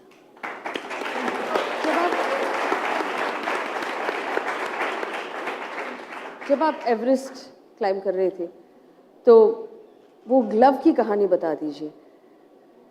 जब मैं एवरेस्ट के लिए, उसके पहले मुझे थोड़ी और कहानी बतानी पड़ी क्योंकि जब मैं एवरेस्ट के लिए गई तो मेरी बड़ी बेटी जिसकी शादी हो चुकी थी वो मुझे छोड़ने आई थी। तो वो तो छोड़ के चली गई। तब शेरपा ने कहा, जो मेरे साथ गाइड था, आपकी बेटी कहाँ है? मैंने कहा वो तो चली गई। बोले उसे एवरेस्ट नहीं जाना? मैंने कहा एवरेस्ट वो नहीं, मैं जा रही हूँ। बोला आप इंडियन लेडी इस उम्र में, आपका दिमाग तो खराब नहीं हो गया, एवरेस्ट के लिए आई है? और वो मुझे हमेशा शंका भरी नज़रों से देखता था। मुझे जब भी उसके मोटिवेशन की ज़रूरत पड़ती, उसके हेल्प की ज़रूरत पड़ती, वो मुझे डिमोरलाइज करता था। कहाँ आप दादी नानी बनने की उम्र में और पहाड़ पे चढ़ने आ गए। लेकिन उस एल्टीट्यूड में और जब थोड़ी सी मतलब हेलुसिनेशन होने की चांसेस है, जब हौसला की बहुत ज़्यादा ज़रूरत है, अगर आपको कोई डिमोटिवेट कर रहा है तो फिर आप मैनेज कैसे किया? जी हाँ, तो मैं उसे कुछ भी प्रॉब्लम बताती नहीं थी। जब 27,000 फीट में मेरे ऑक्सीजन में कुछ प्रॉब्लम होने लगी तो मैं ग्लव पहन, इतना मोटा वो ग्लव्स था कि ठीक ही नहीं कर पा रही थी। मैं उसकी हेल्प भी लेना नहीं चाह रही थी, कहीं वो मुझे वापस न भेज दे। और मैंने जैसे ही वो ग्लव्स खोला और ऑक्सीजन मास्क ठीक करने की कोशिश की और तेज़ आंधी चलती है वहाँ तो, और वो उड़ गया। तब तो मैं सन्न रह गई कि अब मैं क्या करूं। तेज़ी से पैर ठंडे होने लगे, उंगलियां ठंडी होने लगी। बस एक ही ख्याल आया कि मुझे तो हर हाल में जाना है, एवरेस्ट की चोटी पर या भगवान के पास। लेकिन उससे मुझे इतनी एनर्जी आ गई थी कि वो मैंने एक कदम आगे बढ़ाया तो मुझे एक वुलन ग्लव मिला वाइट कलर का, बस पड़ी थी जमीन पे, और मैंने बस वो उठाया और तुरंत पहना। उसी से मैंने एवरेस्ट क्लाइंब किया। और जब मैं अब वापस आके सबको बताने लगी कि मेरे साथ क्या हुआ, तो सब बोलने लगे कि नहीं, वहाँ जाके लोग कहानी बनाने लगते हैं, ये वो। तो मैंने कहा नहीं, मैं सच बोल रही हूँ। फिर मेरी एक एवरेस्ट की जो क्लाइंबिंग की फोटोग्राफ्स थी उसमें था कि एक में ब्लैक ग्लव्स था और एक में वाइट, वो प्रूफ था। That's a beautiful story. I'm going to quickly keep this up before we run out of time. Captain Kiran, that's so cool, right? Say Captain Kiran. Thank you. You work with an organization that has a lot of female pilots, but I'm sure every one of them has a different story. I'm reminded of this terrible joke that was doing the rounds. I think it was one of the British comedians who said that never want a woman to fly a plane because she'd keep yapping and she'd forget to point it in the right direction.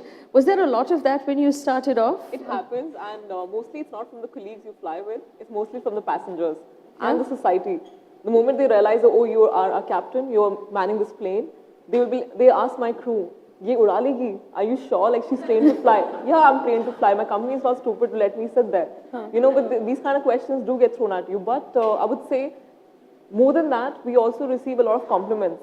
Like if the passengers hear a woman's voice and they know it's an all-woman crew or a woman captain, they come up to you, they want to take pictures. So I'm glad at least a society is open to those ideas. It's better than being, being a pilot abroad. You know, there was a pattern here, which I also found very interesting. Everybody talked about their dads. All of the dads had played an important role in making these ladies who they are today. Your dad played an important role too. Exactly.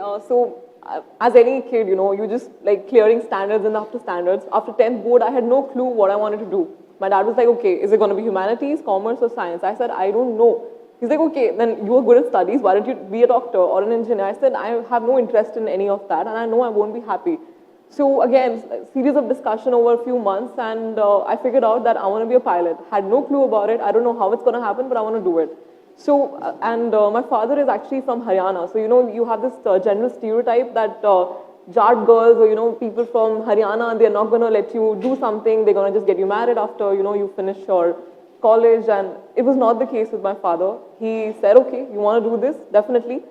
Just tell me that you'll be 100% into this. I don't want you lingering around and, that I invest so much in you and then you have no interest in this. I said, no, I will do it. And thereafter, there was no looking back. He has never questioned me. Other people questioned him? Yes. So questions were thrown at him that, what are you doing? You're spending so much money on this girl. You already have a son. He's doing well. Why do you need to spend money on her? But he never let these questions come to me. He was like, no, it's my daughter. She wants to do it. Let her do it. Let her be an independent woman. After that, it's her life. So I'm really glad, my father is like that. Even now, I've become a captain. I'm 28 years old right now. People still ask me, okay, she has a job, she's well settled, why aren't you getting her married? Again, he says the same thing. She can choose her career, she can choose her man. I don't need to decide that for her. So I'm really glad my father says that.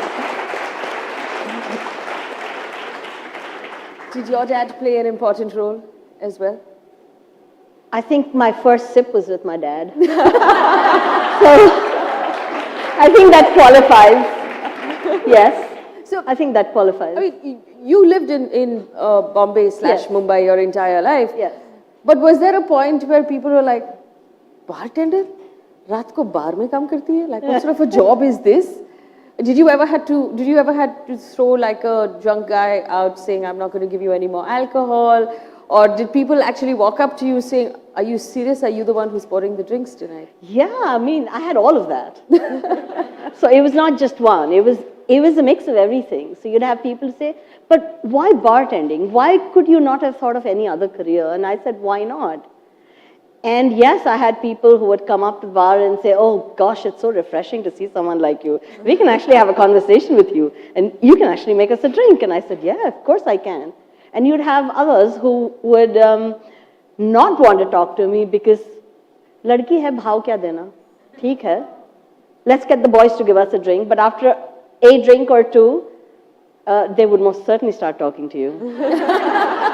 And then they would tell you this. They would actually tell you, ki, yeah, we were debating whether we should speak to you. Then we thought, why give you the importance?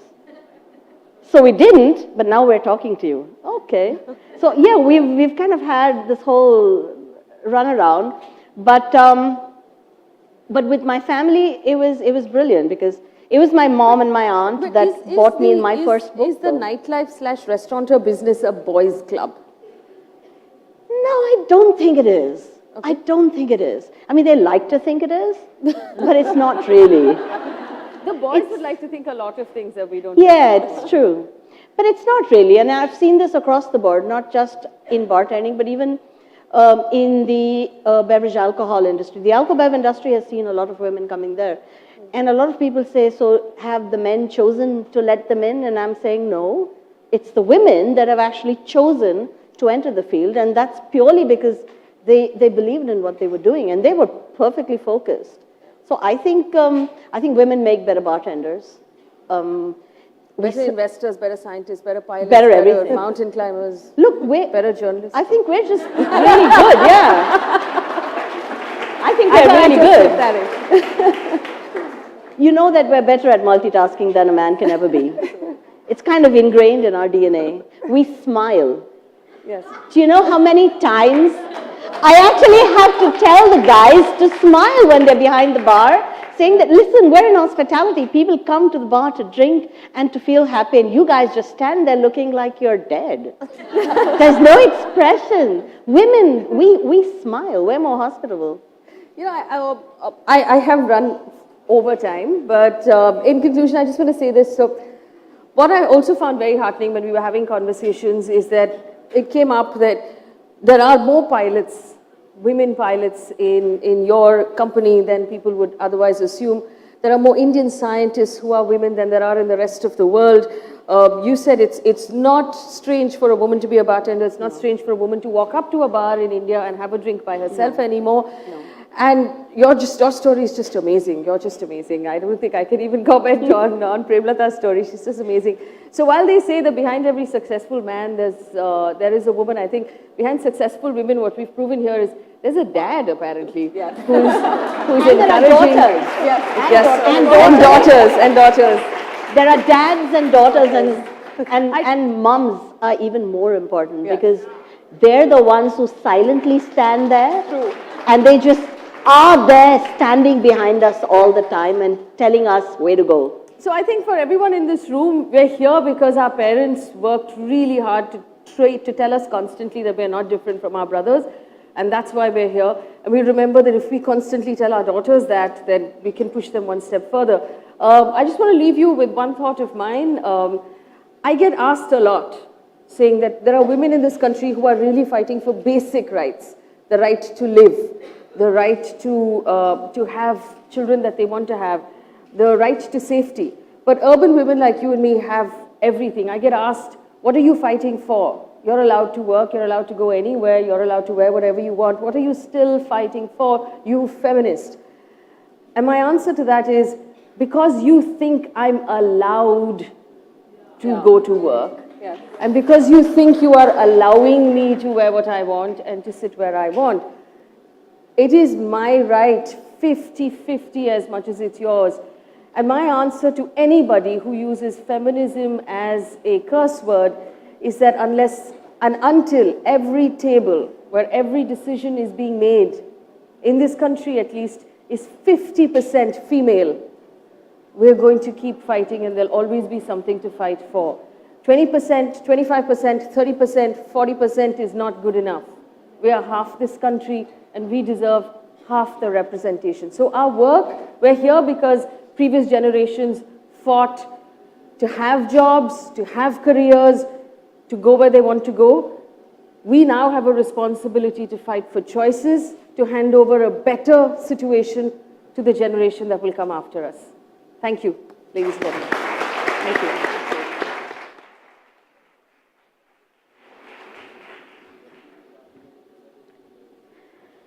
Thank you, Faye, for that very well-moderated panel, for our wonderful panelists who are proving that they can scale, literally, greater heights than all those boys, to amazing mums and dads, and to raising amazing daughters. Thank you once again.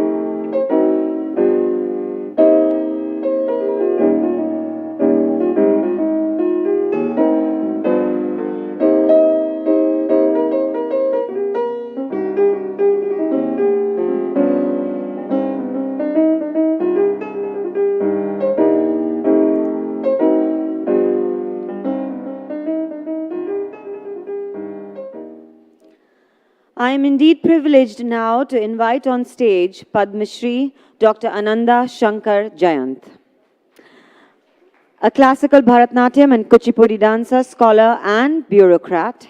She is the first woman officer of the Indian Railway Traffic Service in South Central Railways, and her 2009 TED Talk on battling cancer is ranked among the top 10 TED Talks in the world. Dr. Ananda Shankar Jayant, on Back from the Brink.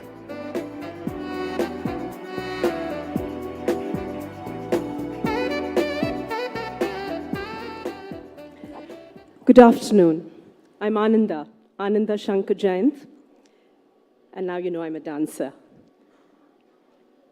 A passion that found me in a temple when a rather market-savvy teacher told my mother that her daughter had large eyes and I should be taught dance. And that saw me entering the world of classical dance at the age of 4. That early engagement led to a few medals and prizes and a scholarship to study at the world-renowned Kalakshetra started by Rukmini Devi Arundale in Chennai. I was 11. I had decided to make classical dance, to train for classical dance full-time. Making my promise to my father that I'd at least be a high school graduate, I went on to do high school and graduation through long-distance learning. Returning back from Kalakshetra to Hyderabad, I became a young teacher of dance at the age of 17. Later, at university, pursuing academics and research, I sat for the Union Public Service Commission exams, the exams that selects the administrators of the country, and was selected to join the Indian Railway Traffic Service, as was said, becoming the first lady officer of the Indian Railway Traffic Service and South Central Railway, and yes, had to fight for the bathroom. But being selected there brought me to a big crossroad in my life. The crossroad of being in 24/7, full-time, operations-driven railway administration, and on the other hand, a passion that was soon becoming almost an alternate career. I was advised to give up my dance. But I decided that I would tread both tracks, pardon the railway metaphor. And then began the negotiation and the navigation between early morning dance rehearsals and office timing and programs and practice and choreography with hierarchy and bureaucracy. That early decision continues to hold me in good stead. I still serve in the Indian Railways, and I still continue to engage with dance in its entirety as a performer, teacher, choreographer, and writer. Last year I was bit by the entrepreneur bug and decided to bring dance into the world of the digital and launched a first-of-its-kind browser-based application called Natyarambha to help young dancers practice their basics outside the classroom. And in 2007, I was grateful to receive the Padma Shri. On the 1st of July 2008, I sat numbstruck in my doctor's chambers, hearing the word carcinoma. I then went on to hear other words: cancer, stage, grade. Until then, cancer was my friend's zodiac sign. Stage was what I danced on, and grade was what I got in school. But that day, they took on a really ominous meaning.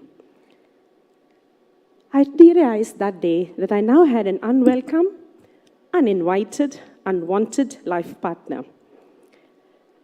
Driving home with my husband Jayant and shedding copious tears, I asked him if this was the end of the road, if this was it, not so much as in life, but is this the end of the road of my dance? And he said, no. This is a hiatus. Take your treatment and you'll be fine. So drawing strength from that energy, I made 3 loud affirmations. I said, I will ride this out. I will not allow cancer to ride me. I said, I will not say, why me? I didn't say why me when I got the Padma Shri, so why should I say why me now?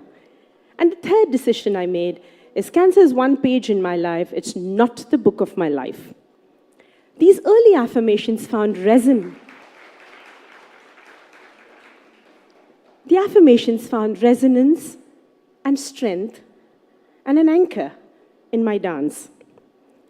I decided I was going to dance through cancer. But it wasn't easy. It most definitely wasn't easy. I went from despair and anger and misery.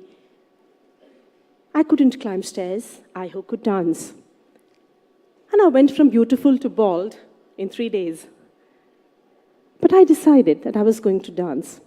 And so I would step into my studio and draw from the prana of dance, the poetry, the movement, the metaphor, the philosophy, and they continued to embrace me and engulf me and energize me to such an extent that my focus shifted from cancer to dance to such an extent that I danced weeks after surgery, I danced through chemotherapy, and I danced through radiation.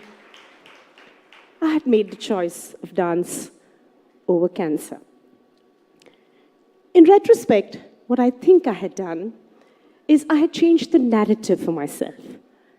I had decided that I'm going to write the narrative of cancer the way I want it. In retrospect, I told myself and my tumor, I said, "Hail fellow, well met, but be on your way, I don't have time for you." I also decided not to give cancer the importance it was begging of me. Cancer does come with a lot of clamor, clutter, and melodrama, don't we know? And I said, I'm not going down that spiral, that vortex. I refuse to be sucked down by that narrative. I said, I'm going to call cancer just a challenge, a little speed breaker. That's it. It is no abyss, no brink, no chasm, no edge to come back from. Just a challenge that I'm going to deal with. And I made that choice of dance over cancer. Dancer sounds better than cancer, doesn't it? We're all given multiple choices in life, from the inane and the mundane to the sacred and the sacrosanct. And that is what makes us uniquely human. We are abreast with 1 million choices, almost every moment of our life, making our minds the final frontier. And we make these choices amazingly well. But at the first whiff of a crisis, at the first whiff of an impending crisis, we abdicate this facility and felicity that makes us human. And we surrender to that visiting crisis and giving it unadulterated authority to lord over us. We then further invest it with emotions and attitudes and stereotypes and narratives, and then suffer from it, forgetting easily that we have the choice to change the narrative of our lives. We have the choice to step up from negativity in any which way of our lives. We have the choice to tap into our uniqueness, into our unique talent and passions, something that we give up very easily. We have the choice to nurture and nourish and cherish our unique talents and passion. We're each one of us on this planet, and each of us has something unique. And that is something we forget to cherish and nourish. We forget that we have that extraordinary power of choice. We forget that to make our passions, our talents, our uniqueness into our core strength is the order of the day. Even as we pursue our core competency, which gets us where we are today, and while we balance work and life, the first thing we sacrifice at the altar of that workspace is our uniqueness. In our effort to align and confirm, we sacrifice our uniqueness. And that uniqueness, I believe, comes from the passion that you nurture. And I call it core strength, as distinctly different from core competency. The business of life, friends, is to challenge us. And challenge us it will. My challenge, one of the many, has been cancer. And to ride out that challenge, I dipped into my core strength, which is dance. It is important to nurture that core strength, because that core strength helps us Step up from the mundane and the routine and tap into the powers of the universe. It is that core strength that pulverizes obstacles, fuels courage, and helps us come back from setbacks, making us fearless. It is this core strength that is the wellspring of positive energy and helps you become someone completely different. And it is completely yours to command. All you need to exercise is the choice to choose. And I believe that between the two doors of birth and death, B and D, which we all will go through, because those are two constants in life, what we have is the alphabet C, and for me that stands for choice.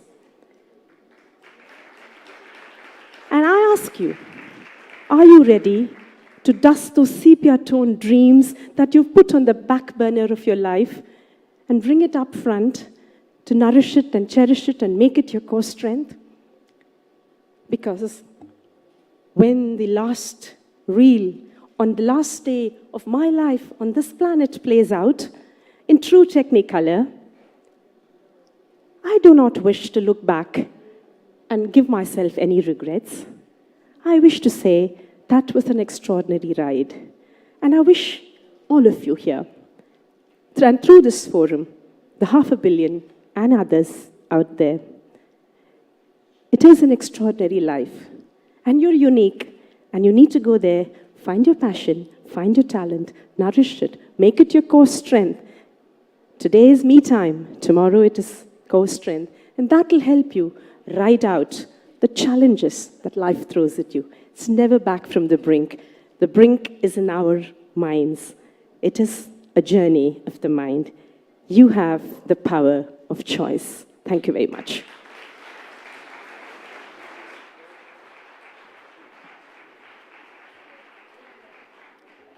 Thank you, Dr. Jayant, for that very inspiring speech. Our next panel, ladies and gentlemen, is on how India's neighbors are beating the gender bias.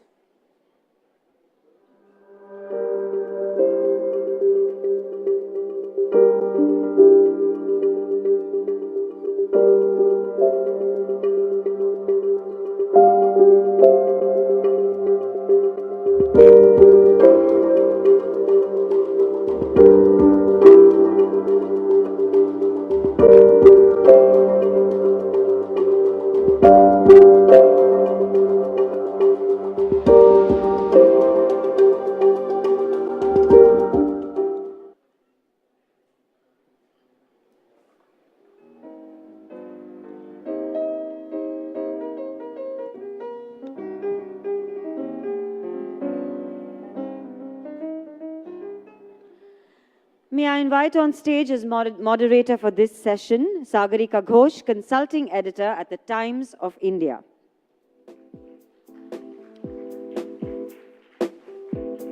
Hi. We're matching. She is managing director of Bitopi Advertising, the leading ad agency in Bangladesh. The company is part of the Bitopi Group, engaged in apparel manufacturing, advertising, event management, fisheries and agricultural sectors with a total workforce of over 10,000 people. Please welcome Sara Ali.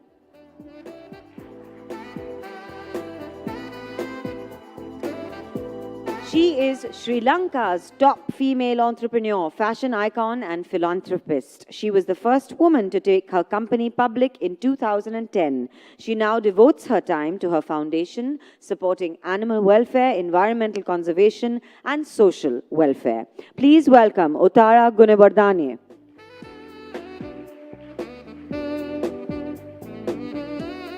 Our next panelist is an Afghan politician and women's rights activist who has faced life-threatening attacks from the Taliban and others who believe women have no role in public life.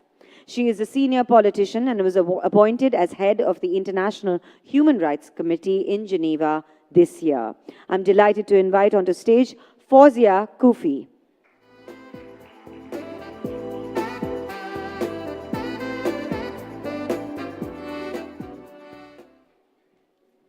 So those of us who think that India is the leader of South Asia and that India occupies a preeminent place in South Asia, you just have to listen to these formidable women to realize that, hello India, you have a lot to learn, and it's really Sri Lanka, Bangladesh, Afghanistan that can teach India a lesson or two in formidable women, brave women, and fighting women.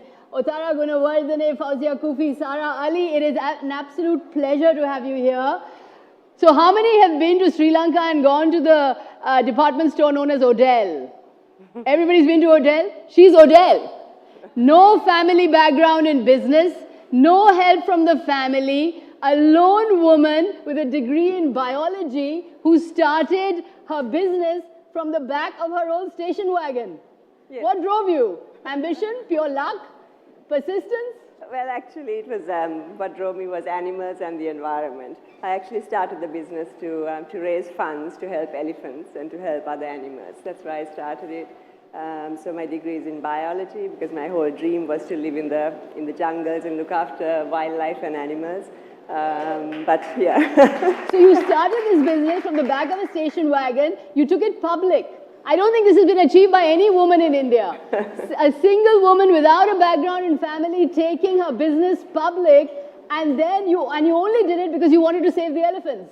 Yes, that was why. Sarah, you of course have a family background in business. Yes. And your parents are very, very successful business people. Did you feel that when you started Bitopi advertising, you had something to prove? You wanted to prove yourself?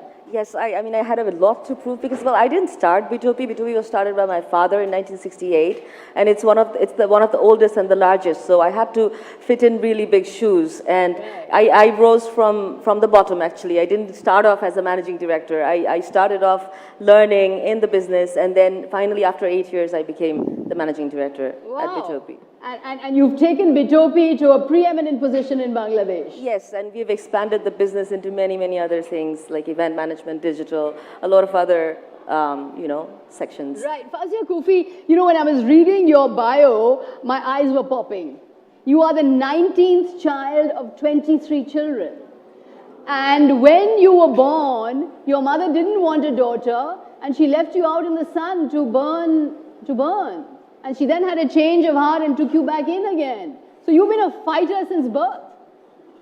Has it been a fight ever since you were born? Well, I guess as a woman, our fight starts when we are born. When you are born as a woman, you have to make double efforts to prove yourself. The first thing that you perhaps as a girl experience is the family's image.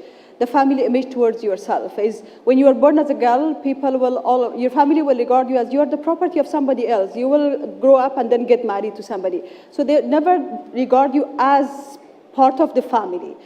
When you grow up and then you get married, then your husband's family will regard you as daughter of somebody else. And then you have to struggle there to make you part of everything. So that is where your struggle starts, when you are born, from the day you are born. And exactly, my struggle is not different from many women who are sitting here and many who are not sitting here but watching us. Right. It's the struggle of equality and the struggle of proving yourself. When I was 5 years old, I remember I was watching the news at one of our neighbors' house, which we usually went on a Friday weekend night to watch Bollywood movies.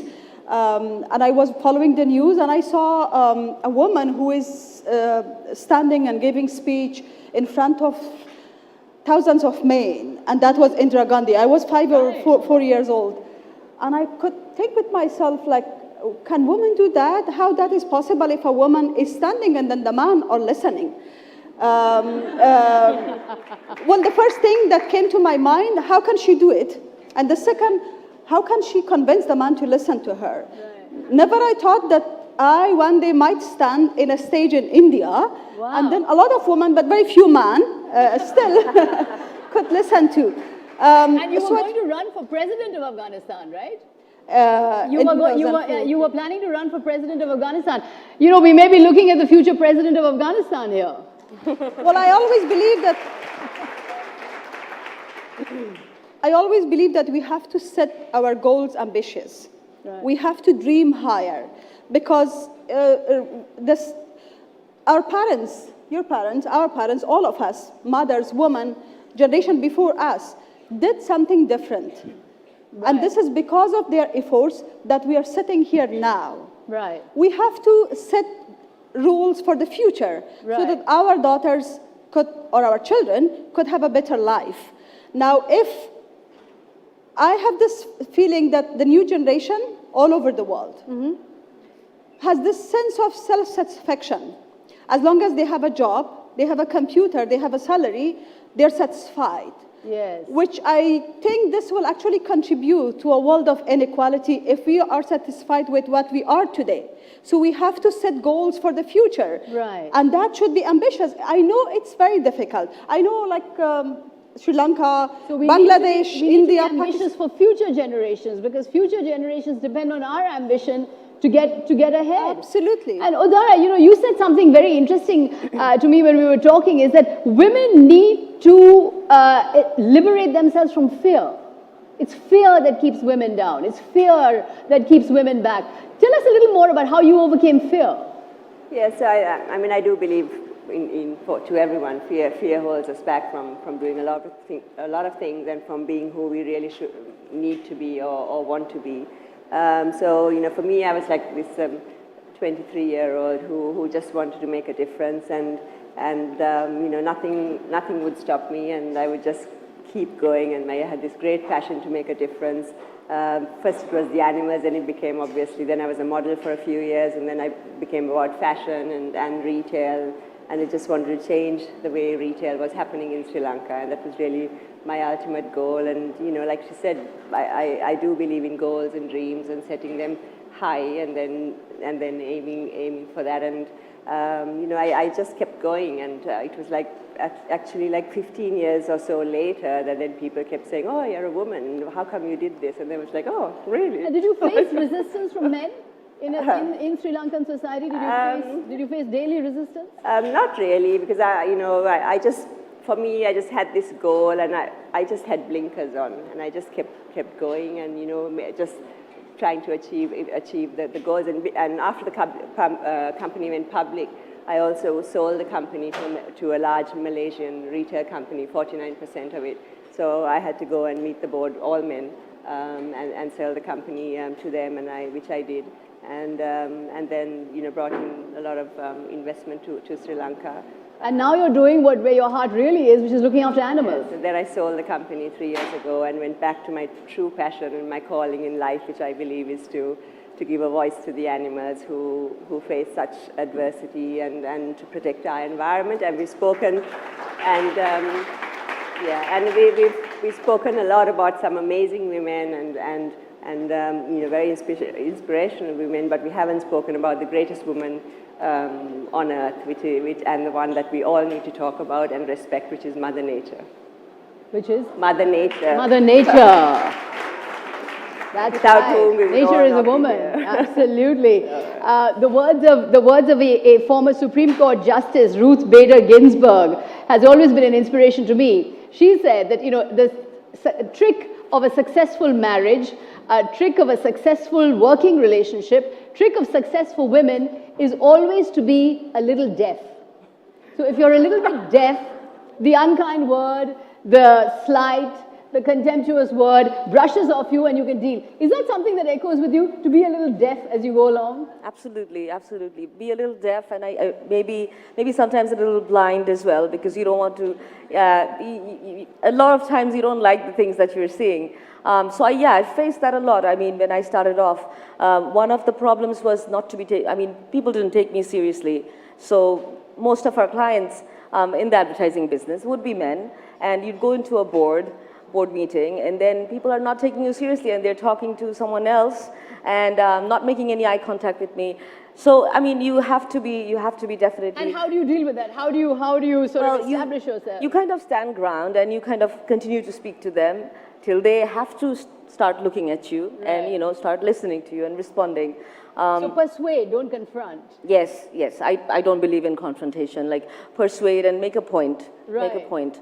And Fauzia, is politics the way, should more and more women come into politics? Do you believe that that's the way in Afghanistan particularly? Should women be in politics to bring change? Or are there other ways as well? But because you've chosen politics, why have you chosen politics, and should more women come into politics? I believe more women should come into politics in Afghanistan, but also in India. Right. I mean, you should actually have a quota. 27% women in Afghanistan. That's right. Yes. We have a quota on which basis 25% of the total parliamentarians should be women, right. Which I guess you also do need a quota for your National Assembly. Yes. But you mentioned that in Parliament, not only do you face threats, not only do you face threats to your life every day, but in Parliament, they switch off the microphones and you can't be heard. Well, you see, that's why we have to have more women. You know, we kind of set boundaries for ourselves that this is a very difficult profession, so not for women. You know, security, this is an area which shouldn't women get involved. Economic affairs, this is an area which, you know, women are made for softer jobs. Journalism, I don't know. We shouldn't set the boundaries. I'm not sure it's a soft job, though. I mean, that's what it's regarded as, like traditional, right. Be a doctor, be an engineer, right. And then you are the kind of the set criteria woman. Yes. I think we need to have women in the untouchable places. We need to have women where there is a red line. Mm-hmm. You know, unfortunately, the world is still very unequal. We don't have a woman yet, the Secretary General for UN. We don't have a woman, the President of United States. No. We have woman Prime Minister of Sri Lanka, Bangladesh, India, Pakistan, hopefully in Afghanistan. Yes, we have a lot of tokens. But you know, there is that saying about South Asia, female accession to male martyrdom. You know, the male dies, there's a male martyr, and the female accedes to his martyrdom. She takes on his martyrdom. Indira Gandhi, Benazir Bhutto, Sirima Bandaranaike. Is it important to have woman tokens? Do they matter? Because I know that Sirima Bandaranaike, Chandrika Kumaratunga, these are big, powerful women in Sri Lanka. But have they really made a difference to Sri Lankan society? Well, in Sri Lanka, 52% is female, so we are the dominant gender in number. I mean, it definitely helps and shows that you can get there. I was able to do what I wanted to do, because I had the possibility to do that, but there's a lot of also lack of opportunity for a lot of women, and I think that's a lot of the reason why they can't move up in the world, and from the poverty that they are in, because their daily struggle is always on how to find the food, how to find the water, how to feed the family. So I think on that side, equal opportunity is much needed for a much larger portion of both women and men, so that they can be who they want to be. Right, and of course, successful women don't have friends. Successful women make a lot of enemies.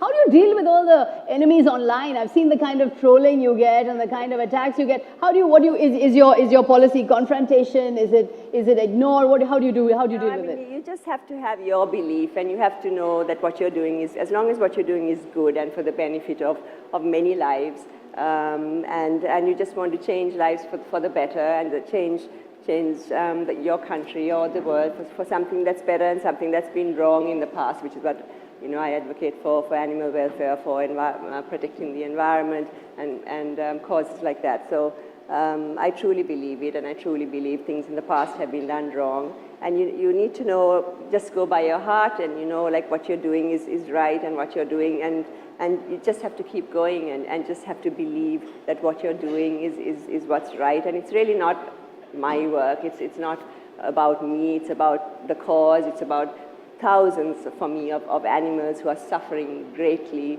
about the environment we're destroying, which we need to survive, which we need for women to have a better life. I have seen in my country how more and more women are struggling so much because of the drought, or because of the sudden floods which were never there, or intense drought, which makes it harder for them to find water for their families, and which makes it even harder for them to move up in the world. Right. So you just have to know that is your belief, and in your heart that it's right. Stick to your beliefs. And you just have to keep going. And and like Uttara was saying, stick to your beliefs. You're a modern woman in Bangladesh. Yeah. There is a bit of rising fundamentalism in Bangladesh. And fundamentalism always expresses itself in women and restrictions on women and how women dress and how women act and how, the fundamentalist is obsessed with the modern woman. How do you deal with that? How do you as a modern woman assert yourself in a situation where there may be all kinds of pressures on you?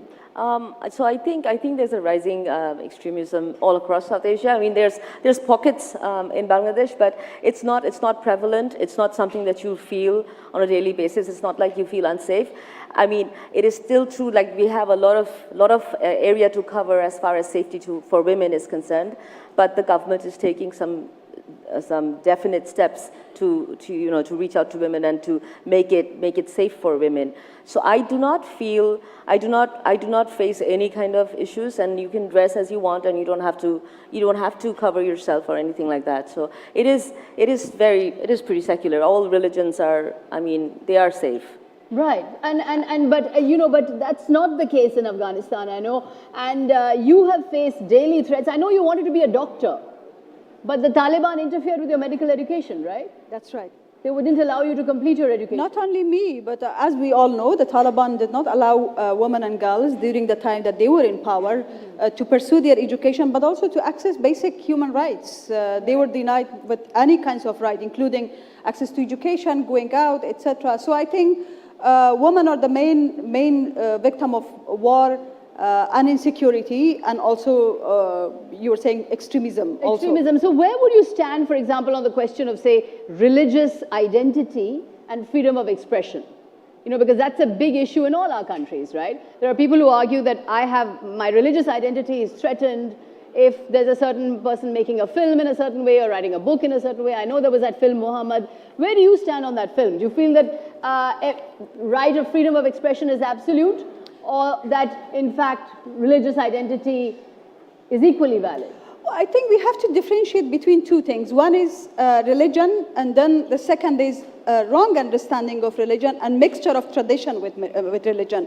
In our case, unfortunately, most of the time, religion has been mixed up with tradition, or tradition has been mixed up with religion, and that is our problem. Our problem in our parts of the world is that they impose the wrong understanding, traditional understanding of their own way on women, on basic freedoms, liberty, under the name of their religion. While our fight in our parts of the world, in my country, for instance, is women Islamic rights.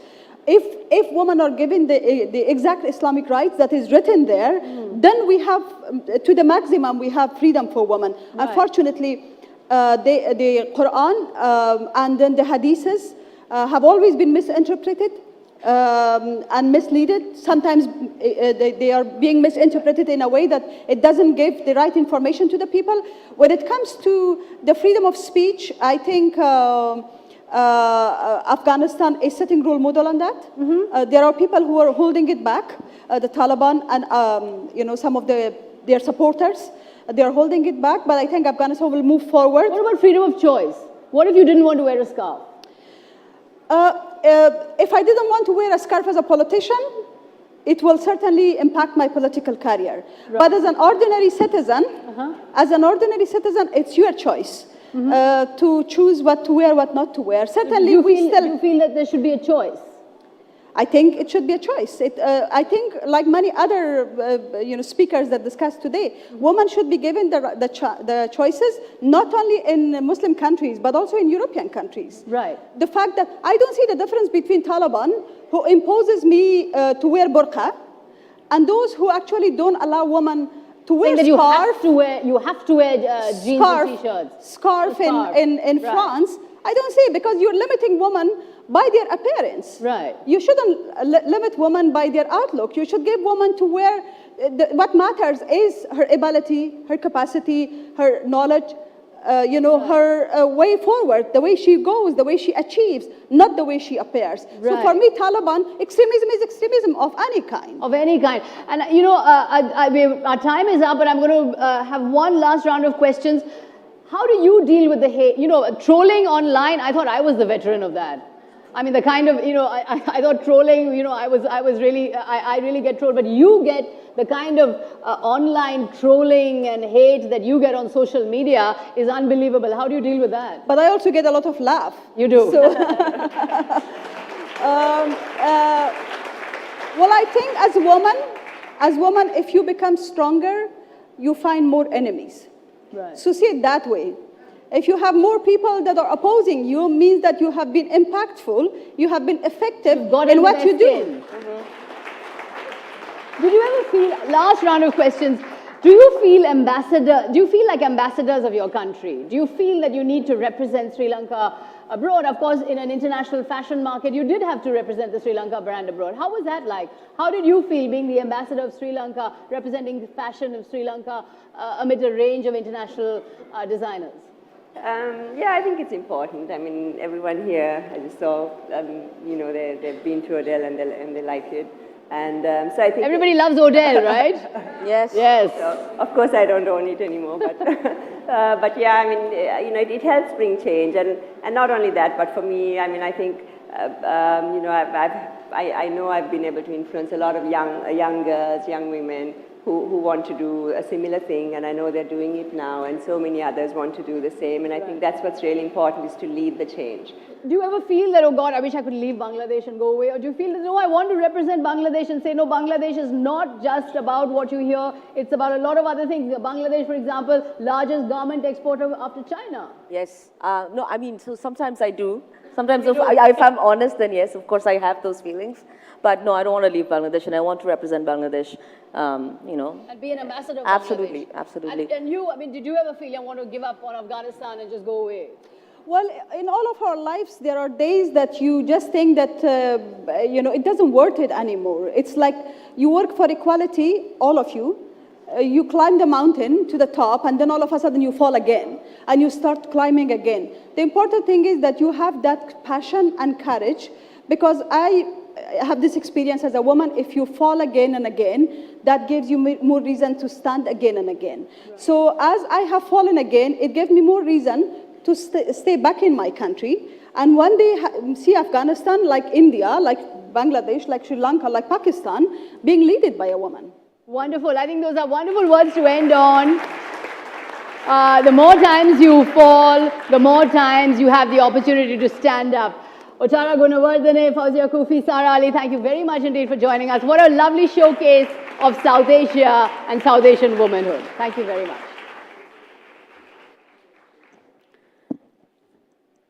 Thank you all. Thank you, Sagarika, for that very well-informed, impassioned session. And for all our international panelists' wonderful perspectives. Who's ready for some chai? Yes? Ladies and gentlemen, we have very exciting sessions coming up after the 10-minute chai break. I will see you right back in 10 minutes.